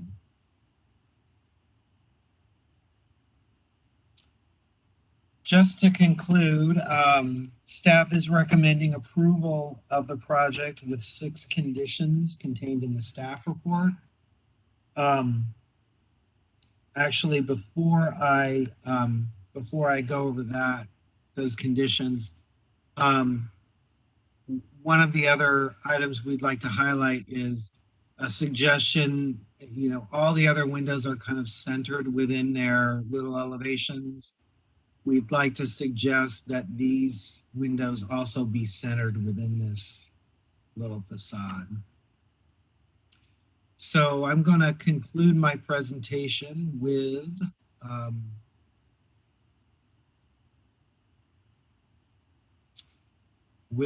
the, I can go over the photos. Again, this is the front of the house, the rear yard, the rear of the house. These are the conditions, and I sort of summarize them for the slide. I can go over them more thoroughly if you'd like. Otherwise, those conditions are contained in the staff report, and I can conclude my presentation. Would you like me to go over the conditions or not? That's fine. We see them here. Thank you, Mr. Kiesel. Do any board members have questions? Go ahead, Mr. Guy. Yes, thank you, Mr. Kiesel. I guess I'd like to ask for some clarity on the condition about making the second story windows the flat-headed. Is the intent then to remove the ephes trim altogether for those windows if they get rid of the arch trim? Not necessarily. No, not necessarily. We just felt that the rounded or arched windows, the use of the rounded or arched windows was really kind of excessive. The trim condition was simply making sure that it was high quality trim and not you know, the styrofoam encased in stucco. Yeah, we always differentiate. ephes, there are a couple different forms of it, and some of it's finished in the field where they glue the styrofoam on the building and then slap the stucco on in the field. The good quality ephes comes as a product that you apply, and it's very similar. It looks like cast stone, so we always try to make sure we don't end up with the field finished stuff.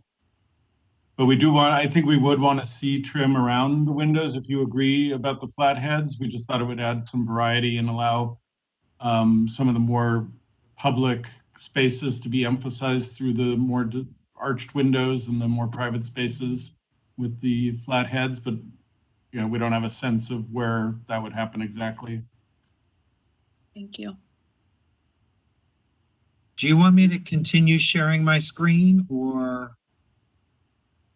I think we're okay. Barbara Minas, did you have any questions? Yes, I do. Actually, I have 2 questions. This new house will be 4,800 square feet, right? Correct. Yeah. Now, my question is, how many garages are we providing? 2-car garages will be adequate for this size house, I wonder, or? It's a 3-car garage, and that is what the code requires. Is this a 3-car garage? It is, yeah. There's it's in a tandem arrangement. Oh, I see, I see. Yeah. Got it, okay. And then my second question is, I see in the back and then to the south and the front, of course, the structural setback looks adequate, but towards the upslope north, I saw a very narrow walkway, to the north of the house. I'm just wondering if this, is a code conformance, because the slope goes up like at least to the north, at least, I would say 20 feet. I'm talking about the double retaining wall that is constructed as part of the expansion of the building pad. The north side, there are two walls. The lower wall has very, it looks very close to the building. I'm just wondering if that distance is per code.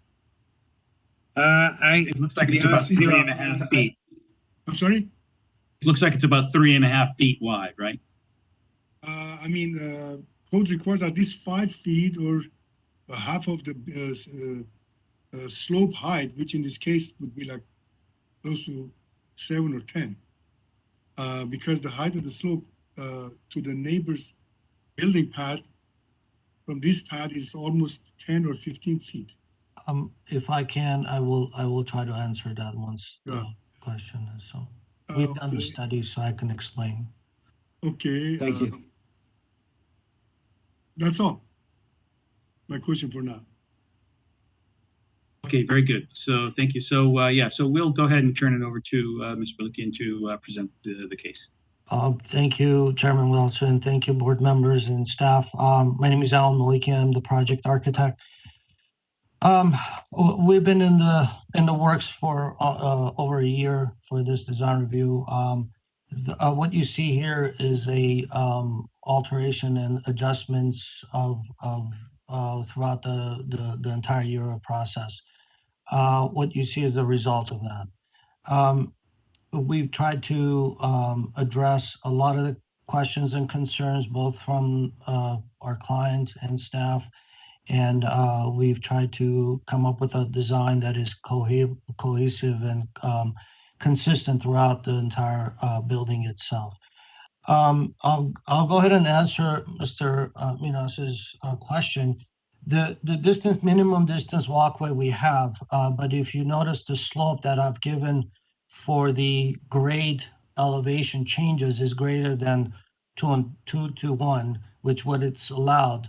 So once we have the engineering in place, and if we need to address that based on the SOLS report, once we get this, we will adjust that if we need to have a separation there. So there is room, and we have about a 22-foot setback at that location from the property line all the way to the building itself. So instead of the required 10-foot, we have additional 12.5 feet there. So there is room to adjustment, but once that the engineering and the SOLS that come into play, we'll address that accordingly. I do want to comment on the two conditions that staff put in. The first one has to do with the front massing.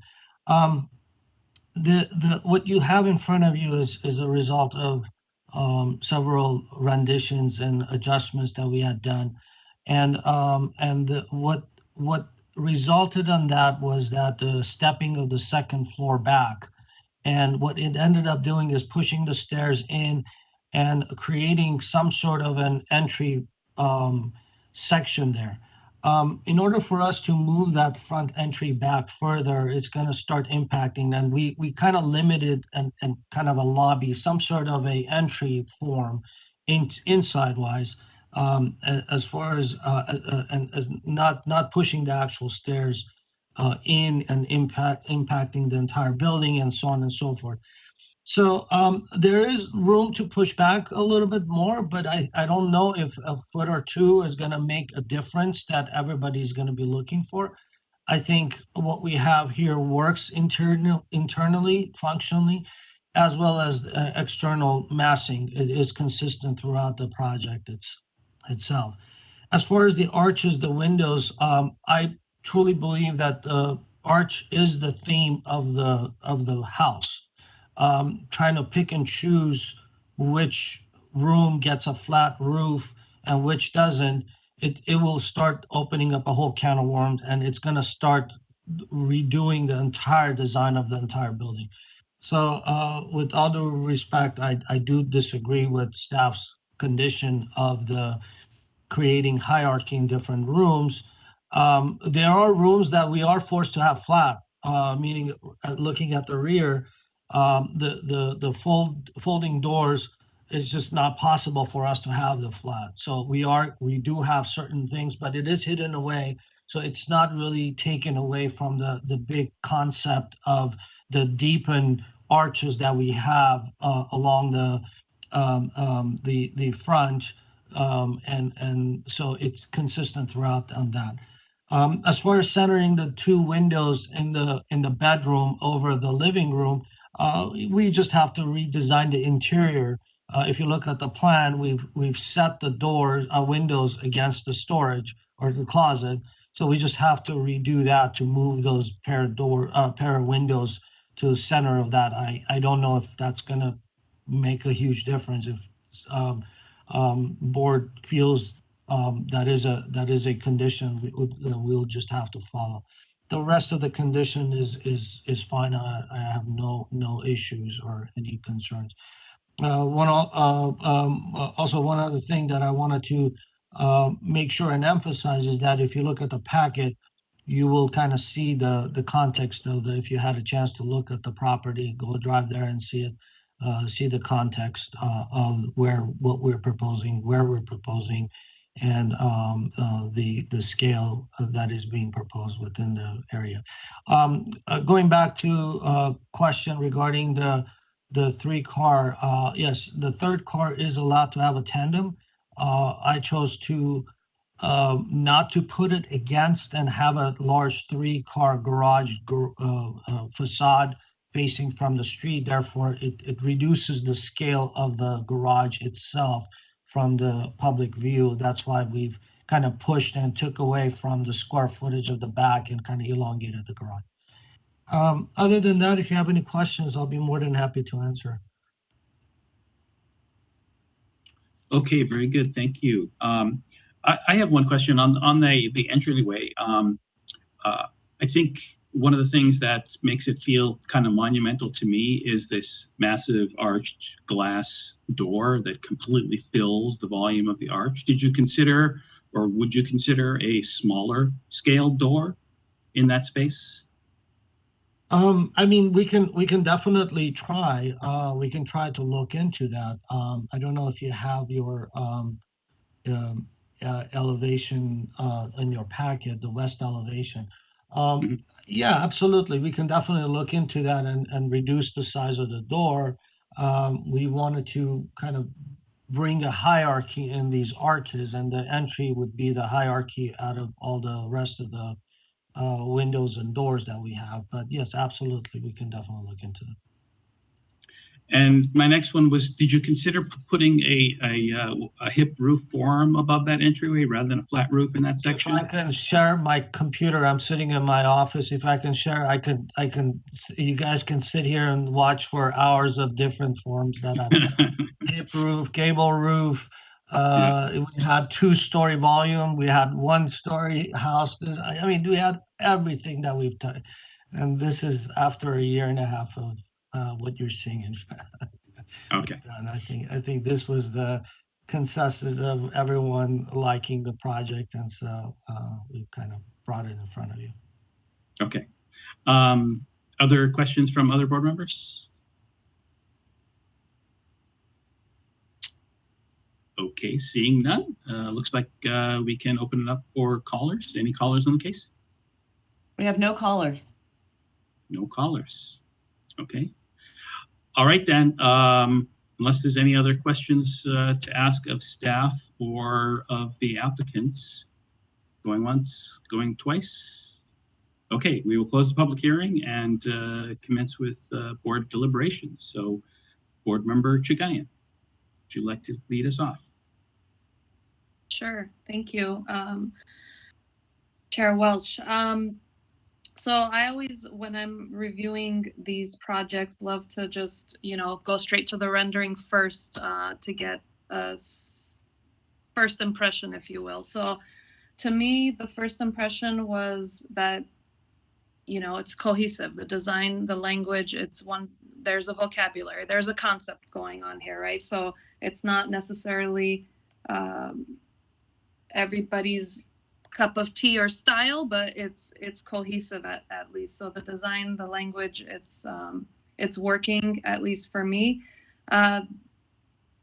As far as the monumentality of the entry that's stated in the report, I didn't get that sense when I'm looking at it just in plan. However, in one of those renderings where it's sort of this corner shot, if you will, and then it exposes like that sidewall with the glass right there because the garage is so pushed back. I think that's maybe the notion that staff is feeling like it's monumental, because I see that the height of the roof overall is not, it's pretty minimal and it's flat, so you're not really going much taller than the height of that first story.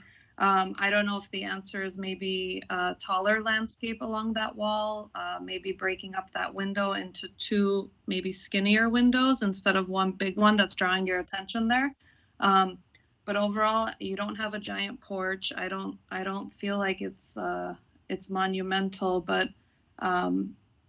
that's just my take, because then the alternative is pushing that garage forward, which I don't think anybody wants. I think we appreciate that it's set back and really giving this you know, transition of volume. As for flathead windows, I think I took a pass real quick, just sketched over that to see what that does for me, and I don't think it goes with the overall the style that that you're going for here. I think one suggestion might be that you have this sort of thick trim piece underneath the sill, and in the front elevation, it sort of appears like it dies, you know, below the roof, or it dies into that other trim. So maybe making that a little skinnier will help break up the sort of what maybe staff feels like is heavy on top. I think the hierarchy is there by having the skinnier windows up on the second level already. And the arches don't bother me as much as I think that trim at the bottom maybe can just get skinnied up. And overall, I think that I would agree with staff's report, with the exception of, I guess, those two conditions that I'm not completely, you know, in agreement with. And I think that is it for my comments. Thank you. Okay, thank you. Board Member Minas. Thank you, Mr. Chair. And thank you for the staff and for the architect presentation of the project. I also agree with Board Member Chagayan about the monumental appearance of the front, front or entry of the house. Again, the windows are very coherent. They work together beautifully, and I again also don't believe that changing the two windows above living room is going to create any significant improvement in the overall appearance from the street. It's a beautiful building, beautiful design, and I'm very impressed. I looked at the property, and I like the scale of this property. Again, as I'm sure everybody else knows, most of the areas in this neighborhood are 2 stories, large houses. But the one to the south of this particular property is actually 3 stories, because on the southern end of it, the whole floor of the building is exposed. So this is a very, very modest two-story structure with respect to the neighboring buildings. I have one additional comment. Again, being a soil engineer, I'm very observant about improvements constructed near the toe of a slope. In the back of this building, the slope goes up like almost, I just estimate, almost like 50 feet above the building pad level. And I noticed that there's a terraced drain on the slope, suggesting that that slope may have some erosion issues. And of course, the soils in this area being granular in nature, it's not uncommon. On a profile of this building going east-west, I noticed that the swimming pool is very, very close to the rear retaining wall in one of the profiles. We just refer to,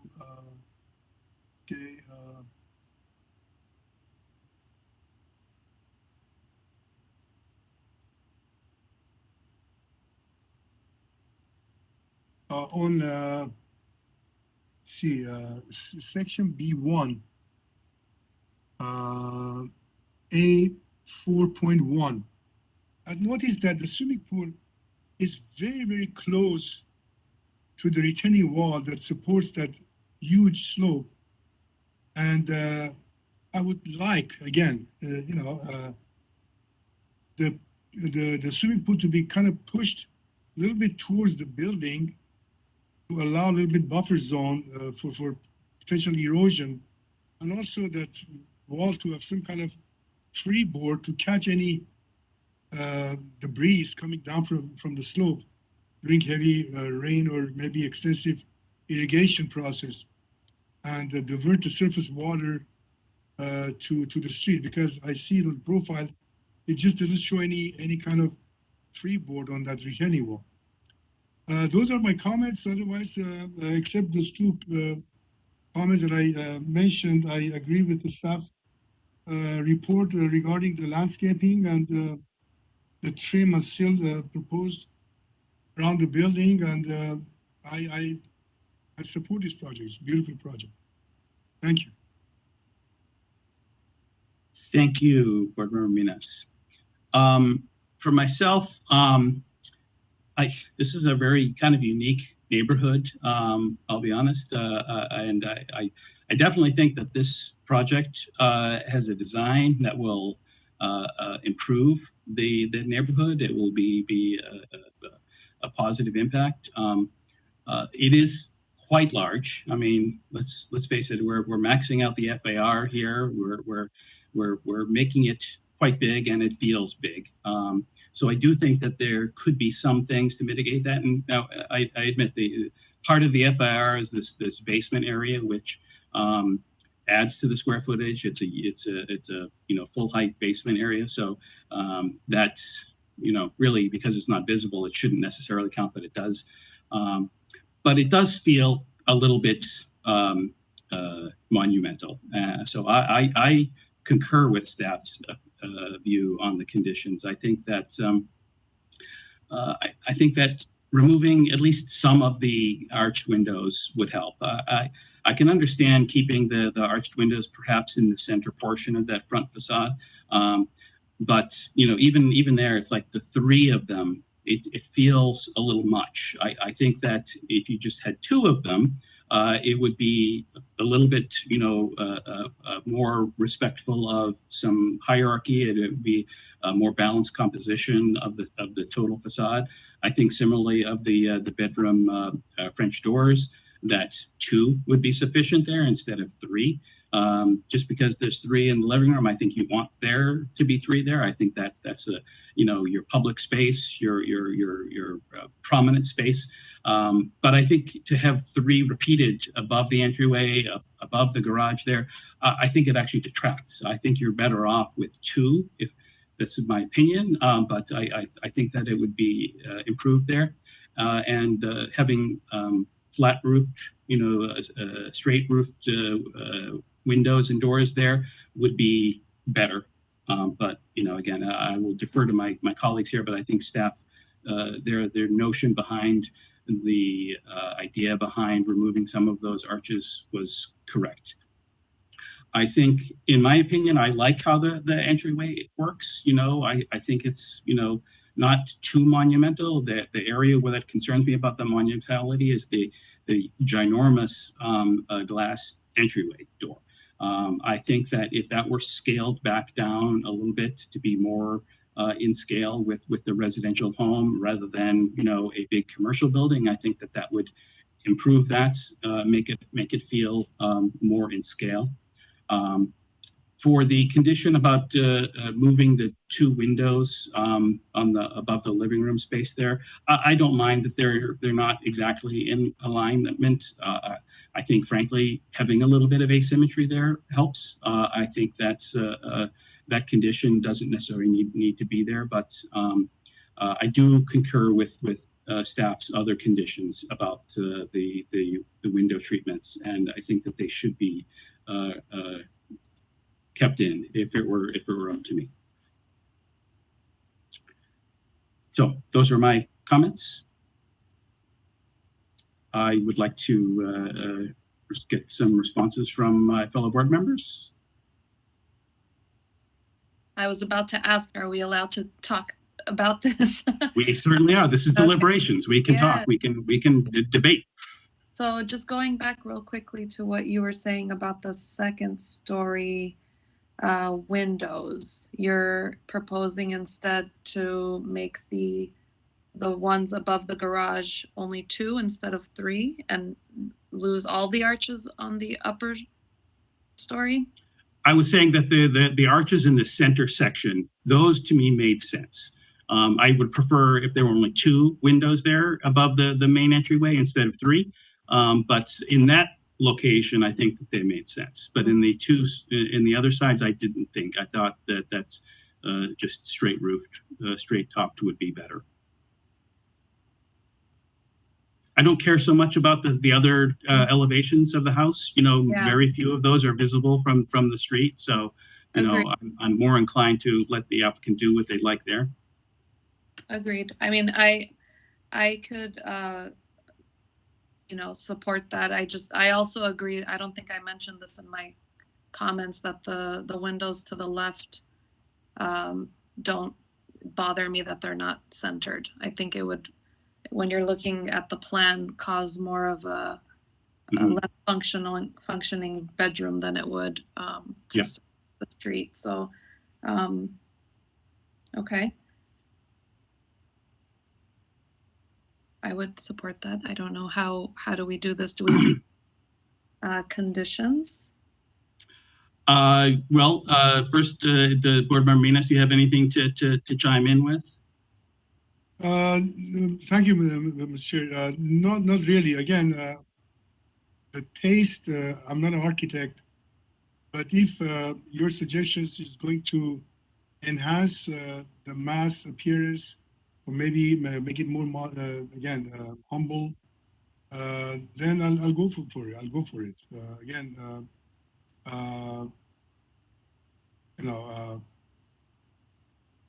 I'll go along with your recommendations, Mr. Chair. Okay, so Mr. Platt, I think that there's pretty broad concurrence here that the condition number 3 is not one that we feel is necessary. And in terms of conditions 1 and 2, do you think you have what you need from us? Do you want some clarifications on those? Let me just, I got the sense that the monumentality of the entry wasn't really the issue, but possibly just the door. But I wasn't sure if I heard concurrence beyond Mr. Welch. One thought would be, instead of having the tall doors, to have a transom which would then have a horizontal member that would break down the scale of that and make it a little more human scaled. I think that would be okay. Yeah, to me. to me Go ahead. it didn't bother me as much. I feel like it flowed with the scale of this home, right? Like it's a 4,800 square foot house.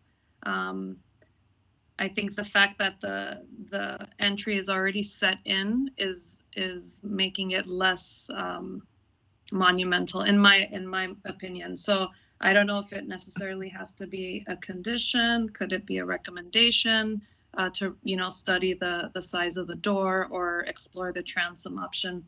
Or Board Member Minas also supports the design as proposed. We'll just, Mr. Welch has voted out or voted down on that.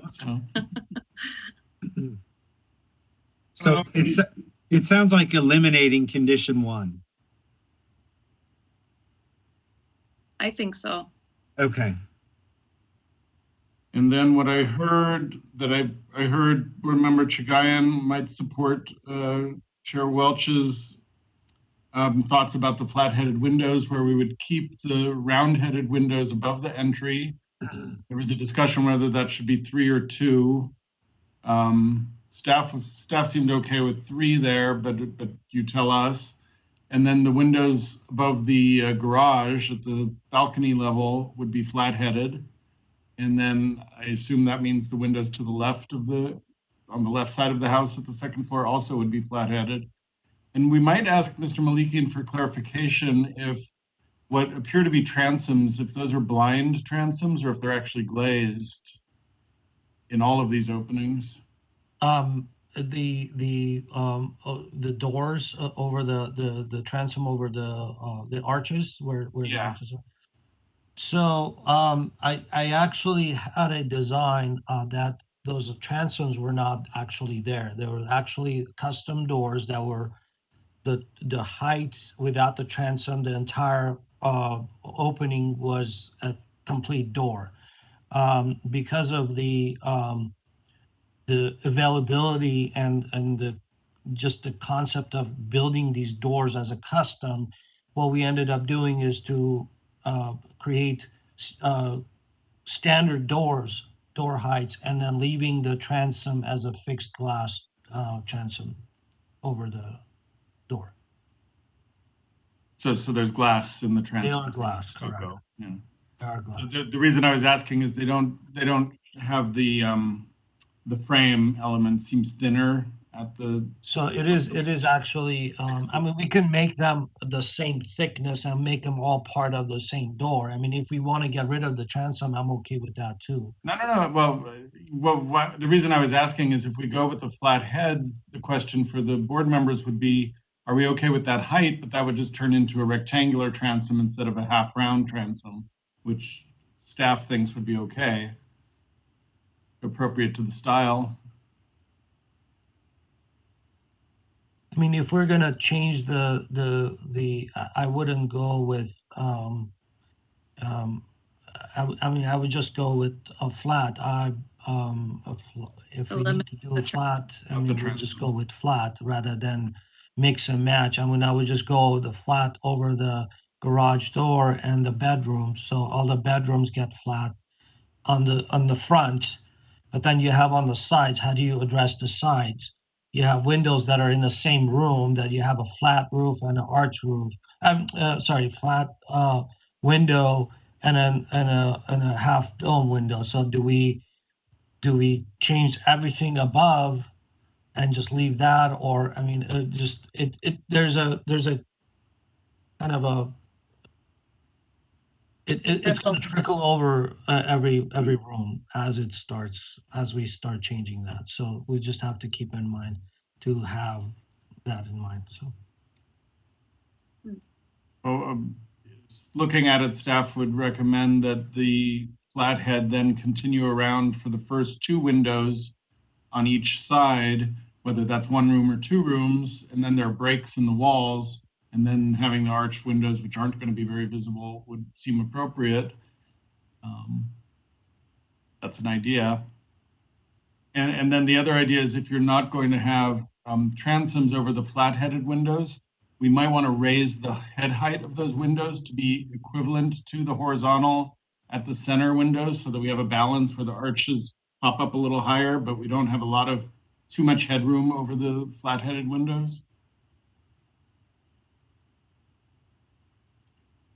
So the windows would get a little taller with the flat heads than what is shown here. Yeah, I mean, that's, I think, why when I was commenting that I did a quick sketch of what that would mean, it didn't seem right to just chop the arch and the transom off, because then you're left with sort of disproportionate windows.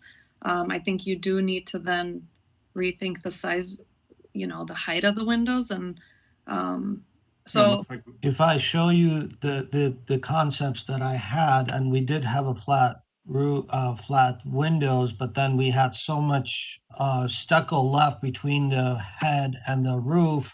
Then I started playing around with the pitch of the roof, and so we ended up choosing the arch because of the scale that we have left between the arch and the eaves, essentially, and this made the most sense out of the arches to have that consistency.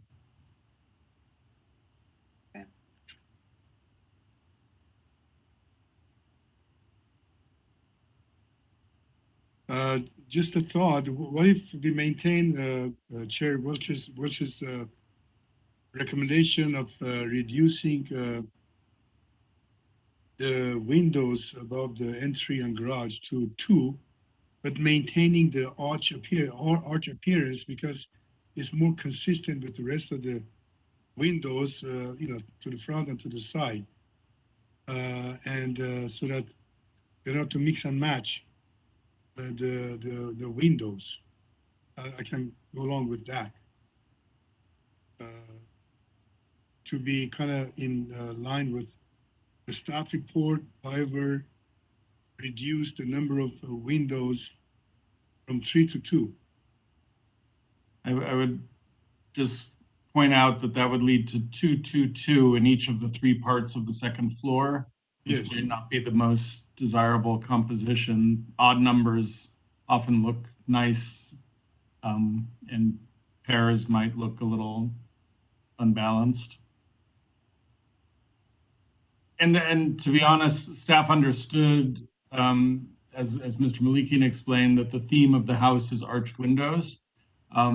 It's not the most passionately held condition that we've ever put on a property, but I do think the flat heads with transoms, if we dealt with the proportions, so there wasn't a head height problem going up to the eave line from the heads of the windows, I think it could look really beautiful with the flat heads combined with the arches. But then Mr. Malikian's concern about as we wrap the corners is definitely something to consider.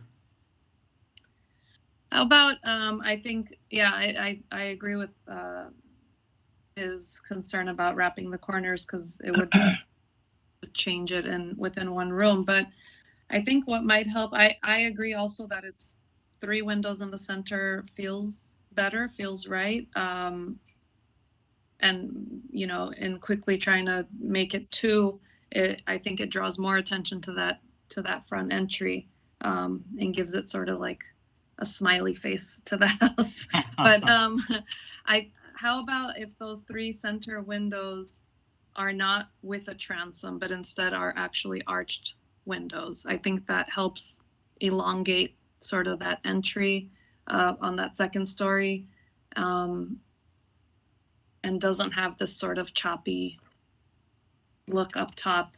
And then I'm honestly, I could go either way about the flat heads as a condition for that, for the 2 sides. I can go either way. I feel like if we make it a condition and it doesn't work out because it's not in front of us is one thing, but maybe it's more of something that staff can review once he makes adjustments, and you can make a judgment call, I guess, at that point. Maybe time, I think since you seem to all agree on everything else, maybe a motion with either flat heads or no flat heads, and see where that takes you. Yes, I would concur if my fellow board members agree. It's up to you if you want to make a motion. Oh, okay. I make a motion, as Mr. Platt stated, to approve with the conditions as we revise them, I guess, to say.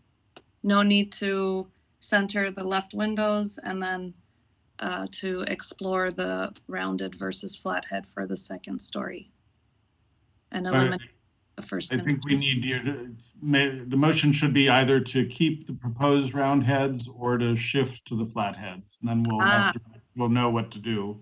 Okay. Well, you could also make a motion that basically says staff should restudy whether the use of windows on the second story to create a hierarchy and defer it to staff. That's another option, although I think it would be better if we made a decision. Make a call. Staff would very much prefer that. You could also make it a consideration, and Mr. Malikian will keep the design as proposed. So Okay. most likely. Okay. I move to approve the project with the recommended conditions that staff provided, with the exception of number 1 and number 3. And then to make number 2 a consideration instead of a condition. That makes sense. Yeah, that makes sense. We got that. Is there a second? A second? Sorry, I do have one question. There was a little bit of a discussion on reducing the width of the trim at the bottom of the windows. And that, I don't know whether you want to incorporate that into condition number 4 or not.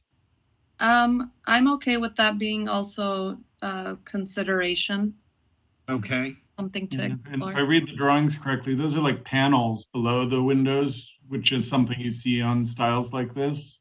So it's not just a sill trim, it's like a flat panel, Correct. if I'm reading it correctly.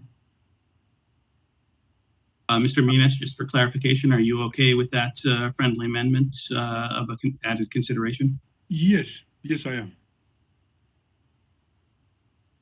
Okay, this will be a roll call to approve the project with, looks like, 3 conditions and 2 considerations. Roll call.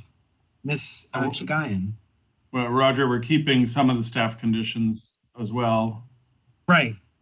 I'm sorry. Yeah, there are 3 conditions, 4, 5, and 6. And then there are 2 considerations. Oh, I'm sorry. Yes, I see where you're going. Is that okay? Sorry. Is everybody clear on that? Okay, great. So Ms. Chagayan, Yes. Mr. Minas, Yes.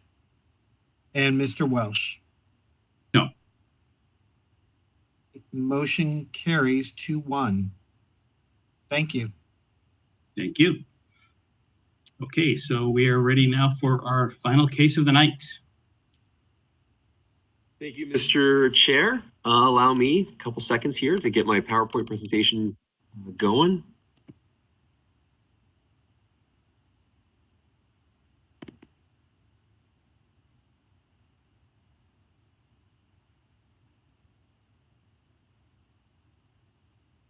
Okay, Mr. Chair, members of the board, this is the final item this evening. It's a project located at 2806 Manhattan Avenue.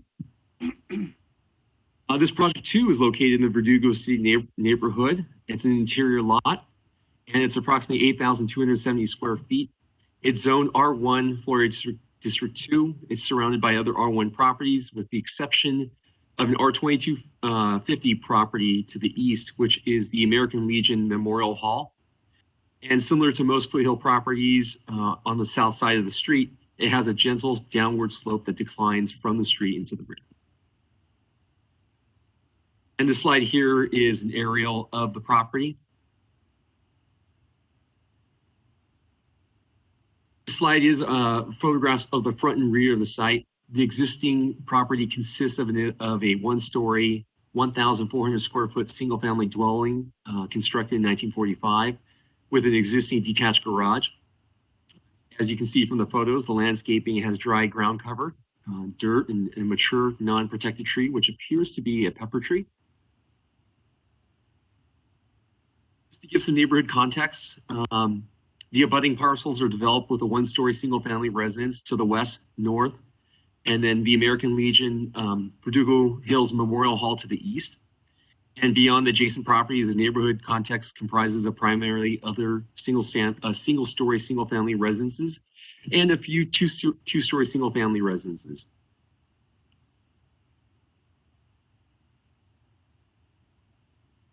The project includes a 970 square foot ground floor addition shaded in green, an 822 square foot second story addition shaded in blue, and an approximately 207 square foot open trellis at the front, which is shaded in brown. As you can see, the additions are sided at the rear and the sides of the property, with the exception of the open trellis in the front. The existing building has a non-conforming street front setback at 23 feet. Overall, the project will maintain the prevailing setback from the street, as the first level addition will be set back 26 feet from the street, and the new second floor will be set back at approximately 40 feet from the street. And then interior setbacks for the additions will be 6 feet and 42 feet from the eastern and southern property lines, respectively. And the western interior setback will remain unchanged, as the additions will not affect that side of the building.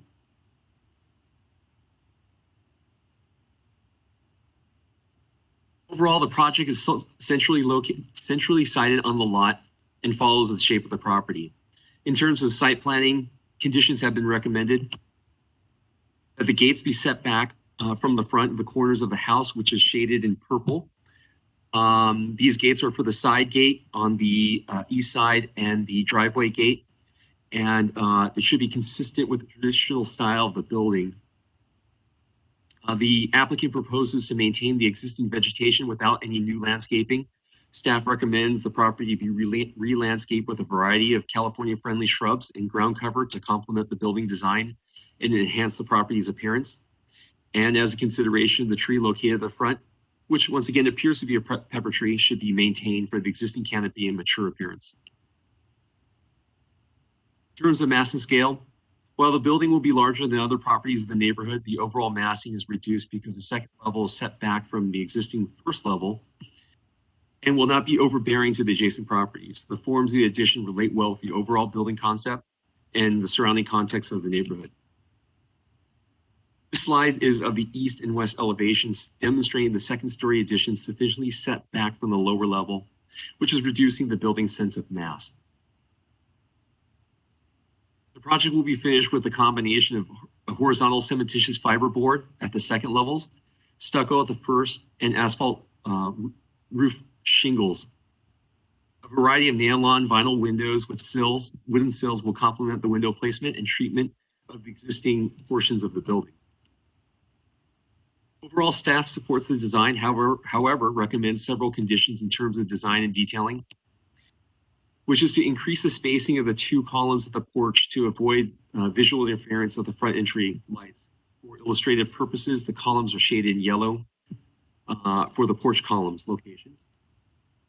Staff is recommending that the post should be somewhat wider to provide a better visual support for the trellis above. Another condition is recommended to redesign the porch railings to be more open and better complement the traditional style of the building. Additionally, in lieu of the vinyl material of the windows, staff is recommending the windows be constructed of fiberglass or wood to enhance the overall design of the building. And last, staff is recommending that the horizontal siding on the second level should continue onto the south, which is the rear facade, to enhance the appearance of the second floor as viewed from La Crescenta, which also the south facade is visible from portions of Piedmont Avenue, which is south of the street. Overall, encompassing with the analysis of the previous slides, staff recommends the project to be approved with the following conditions. This slide here has the conditions. If the board would prefer that I go over the 7 conditions and one consideration, I'd be glad to do so.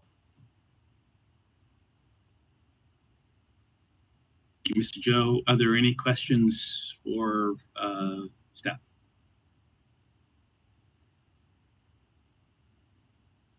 Okay, seeing no hands, let us hear from the applicant. Yeah, Good evening, all.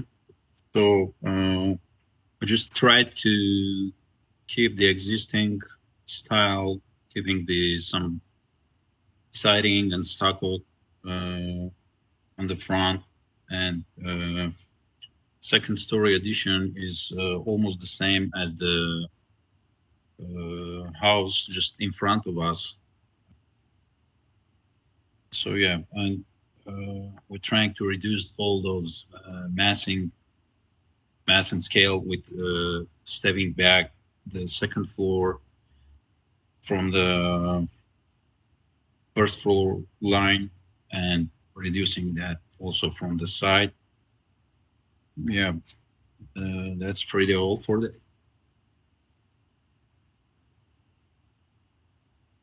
Mr. Chair, members of the board, prior to concluding my presentation, I forgot to mention, staff did forward comments from the public. One had concerns of the project appearance of mansionization, the boxiness of the volumes of the addition, the relative size of the project being rather large. And also there was a separate letter that was sent to the board from the residents somewhat to the rear. They were just asking that the project be mindful for the lighting of the project, as the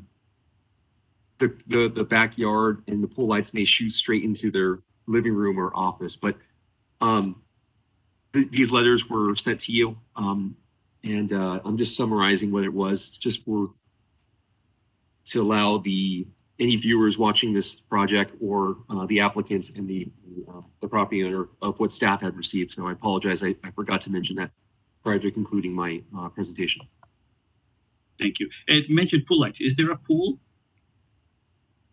I believe, I'm trying to summarize the adjacent neighbors. They were saying be mindful of the lighting as their current, as their lighting current backyard pool lights shoot straight into our living room. I don't think this property has a pool. Excuse me, if I may. Actually, I inspected the property. It does have a pool, above ground pool. It's not a dug-in pool. See, okay. It's not If I may, excuse me. It has a above ground swimming pool. Okay. So, yes, Ms. Miles, you were raising your hand? I wanted to comment on that. Can I speak for a moment? Yes, if you don't mind introducing yourself as well, please. Yes, thank you very much. Yes, me and my wife, we own this property. My name is Mikhail. Thank you very much for this evening, helping us with this matter. I'd like to thank Mr. Joe, because he helped us a lot with all the suggestion and everything. So the light, I believe I know what's the light. I think we installed a new light in the house and shooting and lighting the backyard. And I believe it's a little bit installed it higher.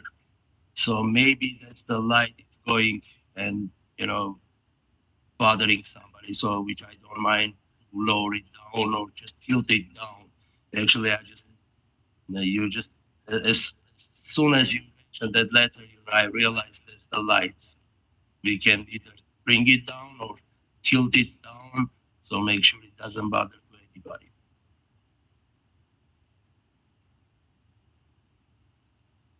Okay, thank you. Do any board members have questions for the applicant or the owner of the property?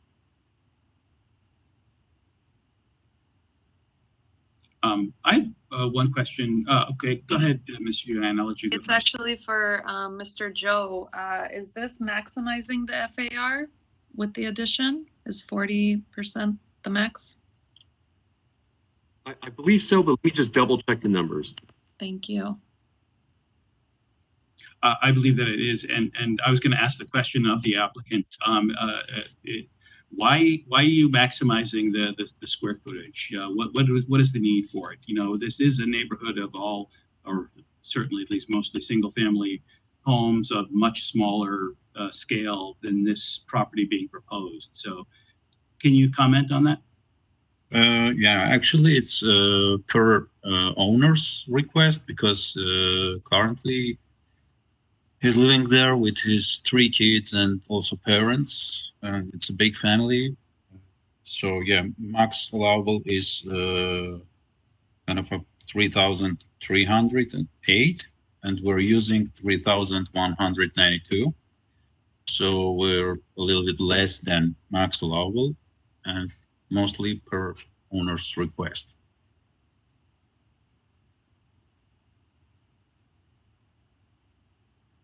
Other questions?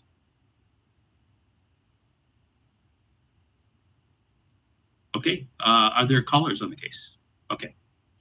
We have 2 callers so far. Comment on that? Donald LaBreche, you are live on the air with the Design Review Board. Hi, yeah, let me bring up my notes. My name is Don LaBreche. I weighed in briefly on 2900 Piedmont. I've lived here since 1955. I grew up here 5 doors down from the project. I own a home now on this block.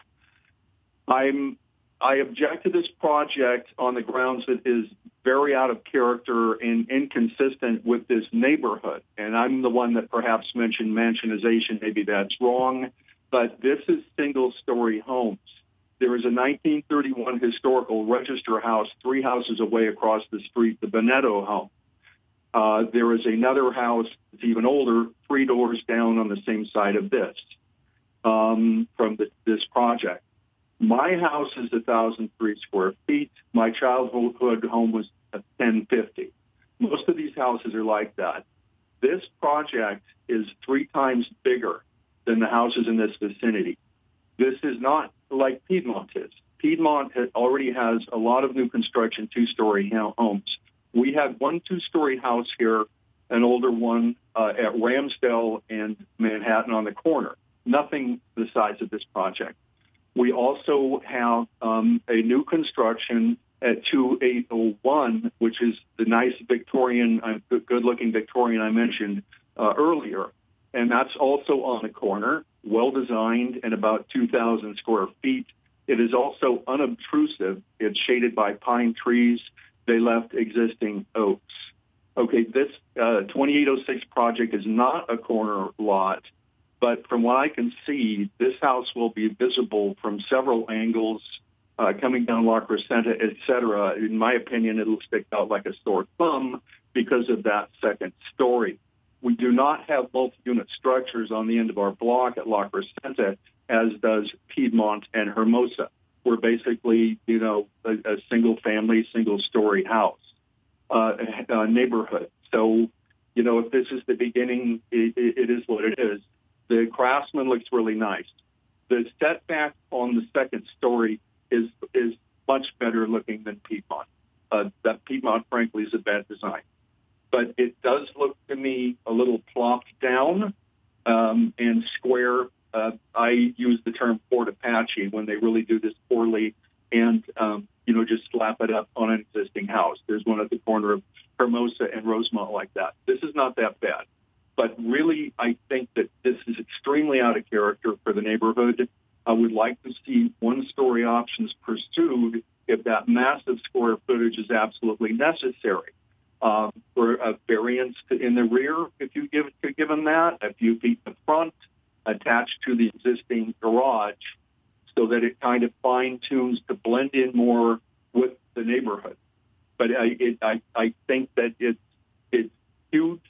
It's going to be a monster sticking up very high, and I don't think it's going to add to the character of the neighborhood, and it's going to help start to change it and maybe turn it into Piedmont, which frankly has some bad architecture, some bad 2-story homes. The one I mentioned built behind my father's house that went right up to the property line, illegally. They told him, but the design is not good. This one's more attractive, but like I said, it is a monster, and it's going to be sticking up quite visible and way out of character to the houses next to it.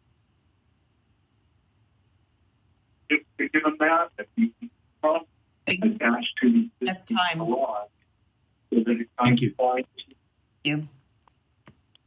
Grant Michaels, you're live on the air with the Design Review Board. Good evening, board members and staff. My name is Grant Michaels. I'm the president of the Montrose Verdugo City Spar Heights Neighborhood Association. Again, we are speaking on projects in our neighborhood boundaries.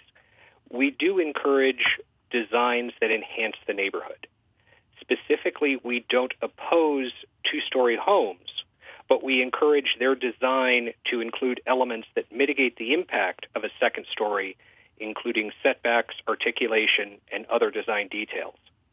The minimal traditional design of this house does not seem to scale well as you are making the house larger. By contrast, the Craftsman homes across the street that are two-story, the Craftsman details, including the step backs, other design elements, do make that mass appear smaller and more visually interesting.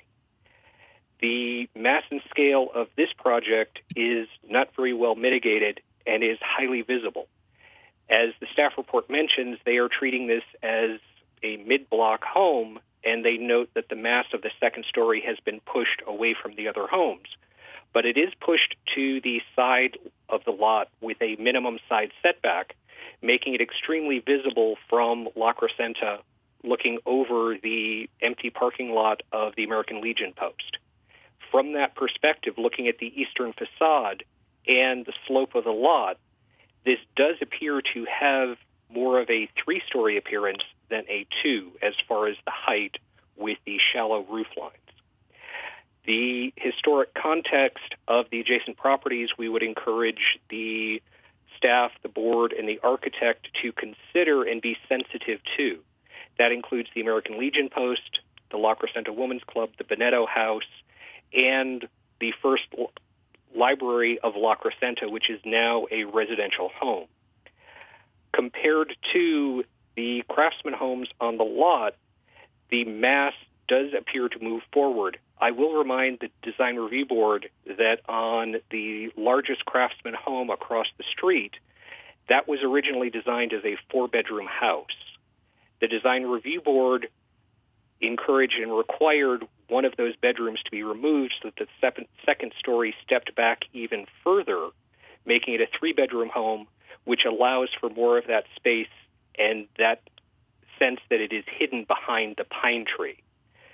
So, given that this project has gone to the maximum height, the maximum FAR, the east elevations are very visible, we would encourage the Design Review Board and the architect to seek mitigation measures that would minimize the impacts of this mass and scale. That could include moving some of the mass further to the backyard, shifting where it is.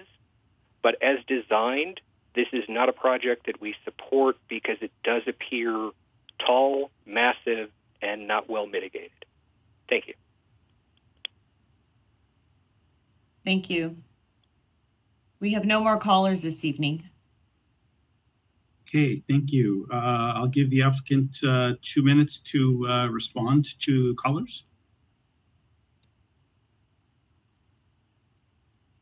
Yeah, I think, as I said before, this concept, this design, were developed for the owner per his request because it's a big family, and as I said, 3 kids and parents, and he need more space. Of course, we're avoiding to use a lot of space in the backyard because it's already not so big.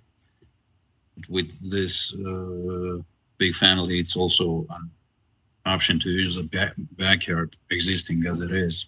Because of that, we're using the space on the second story to create more bedrooms. Yeah, well, actually, we can use more details from Craftsman style. I mean, to achieve more friendly for this neighborhood design. Yeah, I think Mr. Joe will help us with this, and we'll achieve the design for this. Okay, thank you. Any board members have any questions for staff or the applicants before we close the public hearing? I have a question from the applicant and the architect, of course. Again, this is one of those classic, or unique sites that, of course, the slope goes down from the street to the backyard by several feet. And again, technically, for any construction on a sloping ground, it's always desirable to follow the contour line of the ground. That's why I'm in favor of kind of following that concept, because what's going to happen, the height of the building in the back that now looks like more like 2.5 stories, which the caller stated, it would become close to 2 stories, and the mass of the building will be reduced as well. I understand that this particular property is much larger than the surrounding or the properties within 300 foot of the site. But also, say, making an addition that is, say, more than doubling the size of the house is also a little bit, again, although the code, allows that, but none of the neighboring properties have the floor area ratio of this magnitude. So I would suggest that if you can somehow, I know that towards the east, there's a parking lot. You're not really disturbing any privacy issues by your addition to the side of the house. When you go over the house and then, just not having kind of split floor for the proposed addition, that appears a little bit massive towards the back. If you can somehow articulate the design, kind of downscale the project a little bit, I think it's a nice it'll be a nice project. The location is nice. Again, I walked the block, and I also noticed that pretty much all the houses in that block are 1 story, except the house across the street from this house, which was 2 story, and of course that was also, to me, it was massive. So those are my comments. Okay. I haven't closed the public hearing yet, technically, so I'll give the applicant an opportunity. Do you have a response to what Board Member Minas said? Arthur? Yeah, actually, maybe the owner will try to clarify some. Yeah. Okay, so thank you again, for helping us with this matter. So yes, the house across the street, it's 2-family house in our same street. Right in the middle of the street, there is another house that's 2 story. Towards the end of the street, the corner house is 2 story. So behind our house, there is a parking lot. Next to the left of the house, it's a parking lot, American Legion. And I don't think we are making any, causing any problem. As far as why it's so big, because we purchased this house 4 years ago, me and my wife. At the time, our kids, they were much younger. Now they are 15, 16 years old. There are 3 of them, so they need separate rooms. So we need to have 3 separate rooms for them, me and my wife, and also our parents, they live with us. So in the same level, we cannot achieve, because we have to basically take over the whole backyard, which is just not gonna, it's just not gonna be working for us. At first, we designed this house. We wanted to go right next to the house and up. Then Mr. Joe gave us very good advice. He worked with us and he gave us some suggestions because the design was looking boxy and all that. So we did push it back the second floor and little bit over the existing house. Initially, we wanted to be like new construction up and down, but then because of we work together, so we push it back the second floor and little bit above the existing house. So this is the house that we live in. Our kids, they go to school here. My 7-year-old daughter, next 10 years, gonna be in this school. Our parents still alive, thank God. So we just having a hard time, and this is within limits. So if you think about it, yes, the house, it becomes 3,200 square feet, not that, 3,100 square feet. But the whole second floor itself, it's going to be 900 square feet. Okay, if you look this way, so it's not like adding, I don't know, another $1,500 or 1,400 square feet addition on the second floor. And so I just really would like to, you guys give us some suggestions, and we're willing to work with it. As far as landscaping, me myself, I love landscaping. I already put 6 trees myself since we purchased this house. I planted 6 trees, and I'm planning to plant more trees, do great landscaping design, work, with everybody to make our dream house and, for our kids. Okay. So. Okay, very good. Okay. All right, so I will go ahead and close the public hearing. Board Member Minas, do you want to comment again, or was what you said earlier pretty much your comments and feelings about the project? You're on mute. Yes, pretty much, Thank you, Mr. Chair. I noticed in one of the profiles of the structure, it shows 3 stories. Like there's a basement somewhere, or There's a crawl space, yeah. It looks like a crawl space. I mean, it looks crawl space, yeah. So it's kind of dug in. It's not like a typical crawl space that you maintain the grade and then the frame over the grade. It's kind of dug in. I'm just wondering if there's a reason for this dug in crawl space. I'm looking at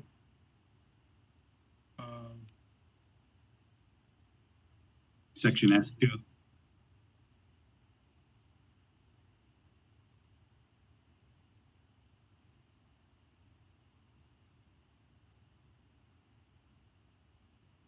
Sorry.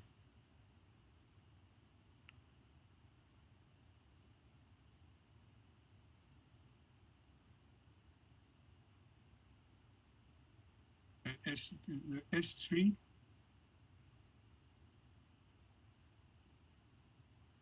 Section S3. It's a kind of dug in crawl space. And yeah, section S3. Well, is this my question is from the applicant and of course architect. Is this a storage, or you could have just simply extend the foundation of this into the ground and then frame it instead of digging down? Is there a reason you're creating this, odd-shaped crawl spaces on both sides? Actually, it's existing, and it's just a crawl space with, with all the pipes and other stuff, and that's only for maintenance, I think.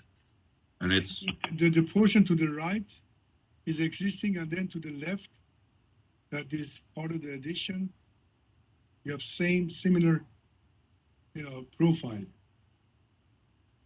Yeah, but we're just trying to keep the one level floor for the entire first floor area. And yeah, the foundation is raised in that part. So it's only just a crawl space for the maintenance. That's all. All right. Okay. Board Member Chagayan. Thank you, Chair Welch. Okay, so I'd like to first start by saying, Mr. Joe, thank you for having such great presentations with your little highlights and everything. It's really helpful to keep us following along, and it's succinct and to the point. So thank you for that. And so my thoughts are, I appreciate the owner and architect keeping, a large portion of the existing home. Oftentimes we have a lot of projects that come and are demolishing it all and building from scratch. So we like to keep, good bones when we can. So overall, I guess let me just talk first about the style and the design. I think it's working. It's successful. I appreciate the setback of the second story. And as it was pointed out in the previous calls that there's a Craftsman across the street that's similar in size and scale and has the second story. I would say maybe work on some of the detailing a little further to help really enhance the overall style. But I think in large part, I agree with staff's report and recommendations and all the conditions they have listed. Part of my comments was that the porch columns, 100% agree with that. You need to space it out and make them a little bit wider, beef them up a little to help really ground the front, the design, the look of it all. I also was thinking how, although you're stepping it back on the second story, I noticed the empty lot next door, or the parking lot, and I feel like if you were to extend just further out and make the addition further back, I feel like that's just gonna make it look larger on that side as opposed to the front side. I feel like you have it sort of nicely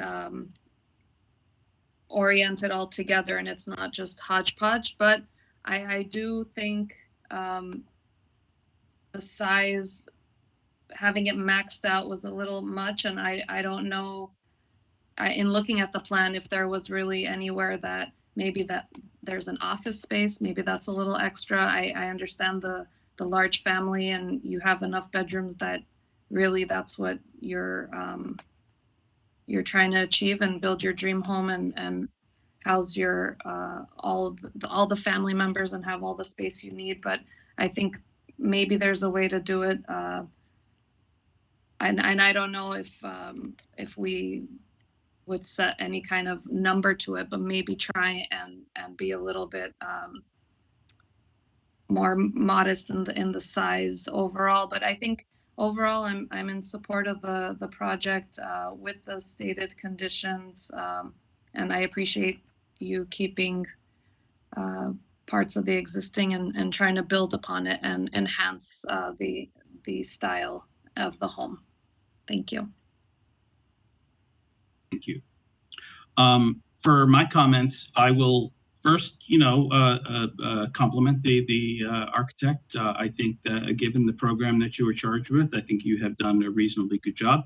I think that the design is respectful of, how we would normally like to see a second story blended into a neighborhood like this. But I want to point out a couple of things. Number one, the Craftsman House across the street that everyone is referring to, we have to bear in mind that is on a multifamily lot. It is not an R1 lot, it is a multifamily lot. So the conditions that it would be applicable to that property are different than might necessarily be applied for this property. And I also note that this neighborhood is very much, you know, a very historical looking kind of neighborhood, very well cared for homes, all one story. And my concern is that this is, you know, the largest home, the largest lots in the area, maxed out FAR. So it is quite a bit larger than any other home in the neighborhood. And to me, it's just too much. I think that it should be scaled down. I don't know what the number is, but I think that it is just too much, you know, especially considering the character of the neighborhood. And I think that's it needs to be a little bit more scaled down because I think that's maxing out the FAR on the largest lot is just not in keeping. I would also comment that it's the color scheme is very gray. You know, the guidelines call for us to specify more earth tones here. So I think that's, you know, some gray is appropriate, but it's a fairly monochromatic character.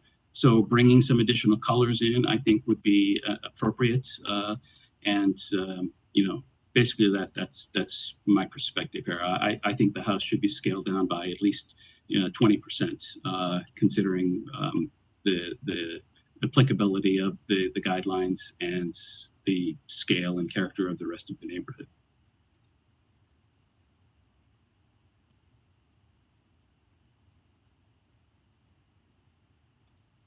Any comments, rebuttals?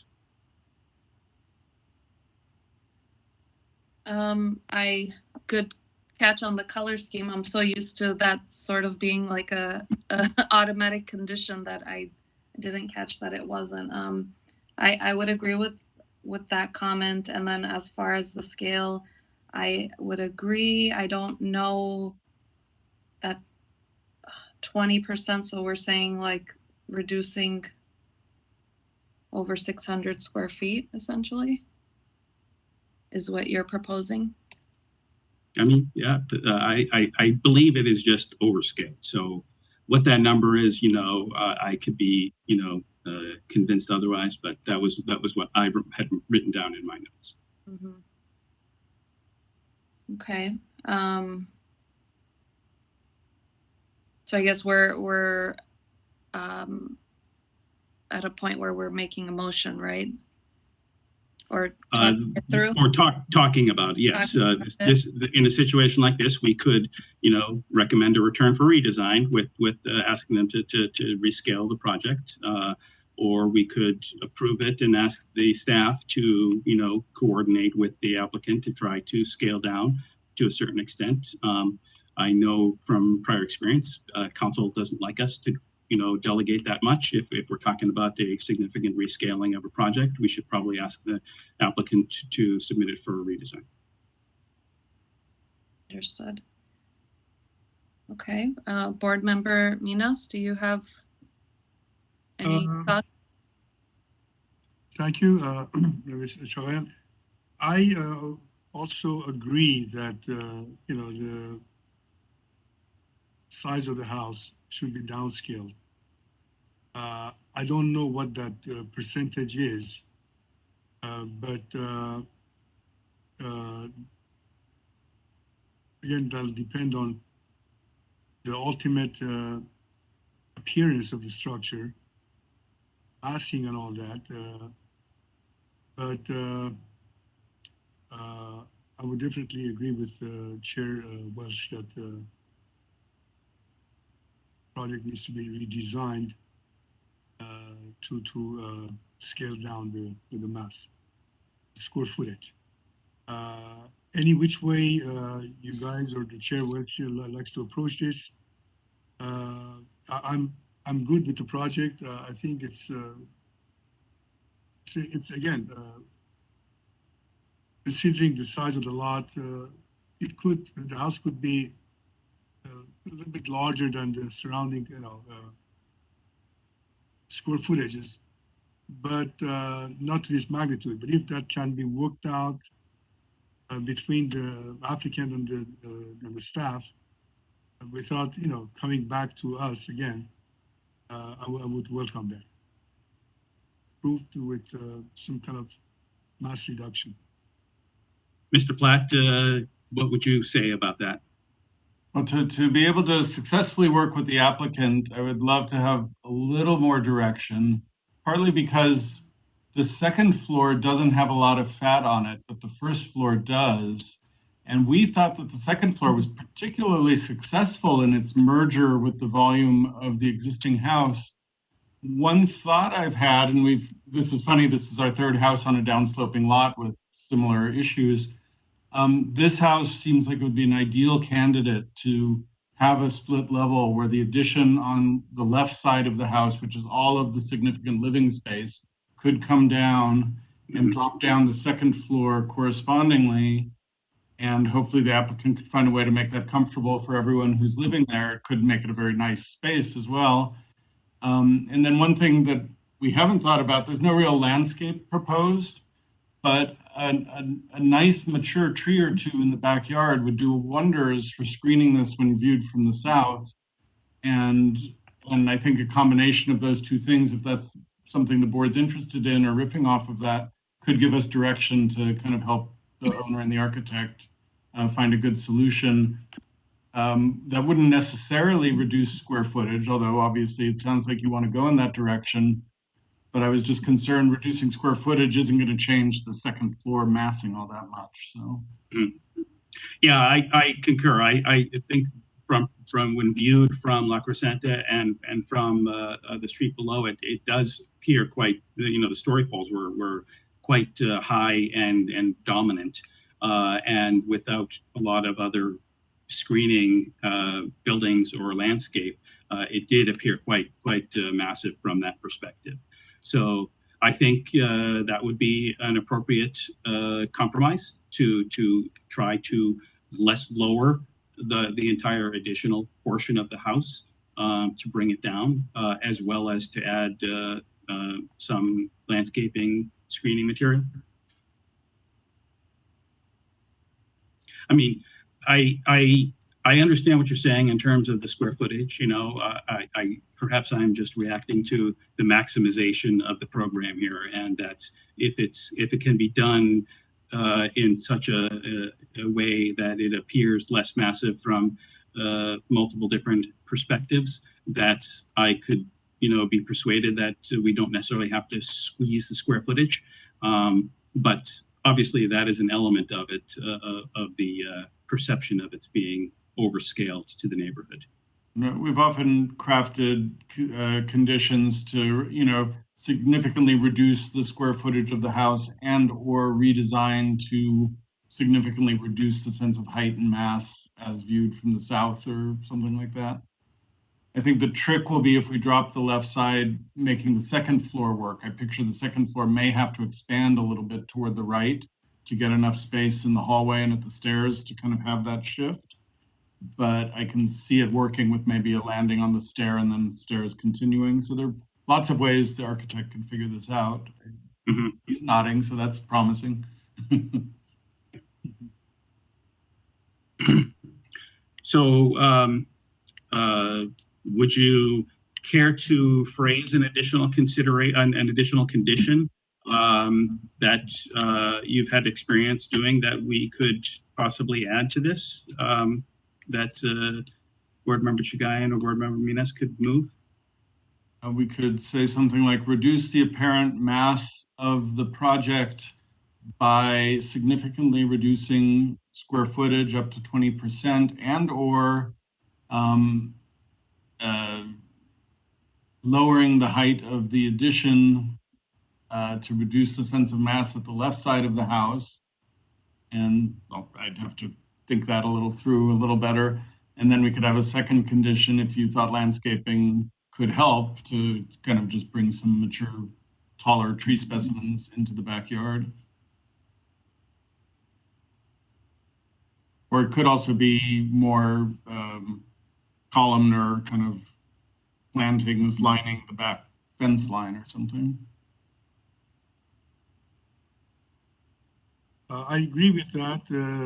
Again, because the big mass of this, the finished product of this project is to the left, where from the existing ground, I mean, a 2-story high structure is added to the 1-story building and wrapping around it in the back.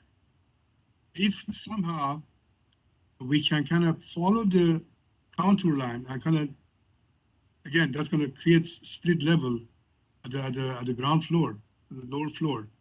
But if we can do that, because that is the only thing that is catching the eye to the left of the house, where, again, all of a sudden you're building a 2-story structure, then that will reduce the mass.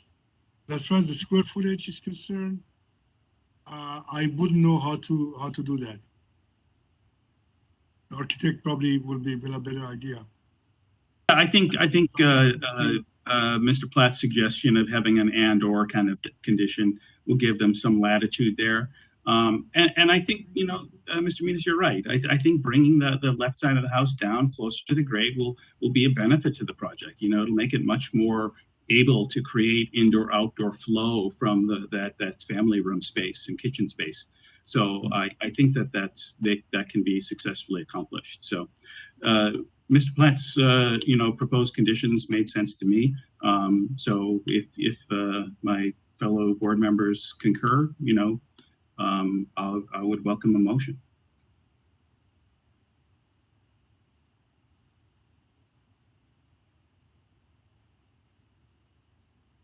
Sorry, I just wrote something up if you want to. Yeah, You got it? if you can repeat it, please. Okay, the condition and then landscape. But, reduce the visible mass of the house by reducing the overall square footage up to 20% and or lowering the mass of the east side of the house to create a split level design at the first and second floors. So I guess the applicant and architect are clear of that. We're saying it's one or the other.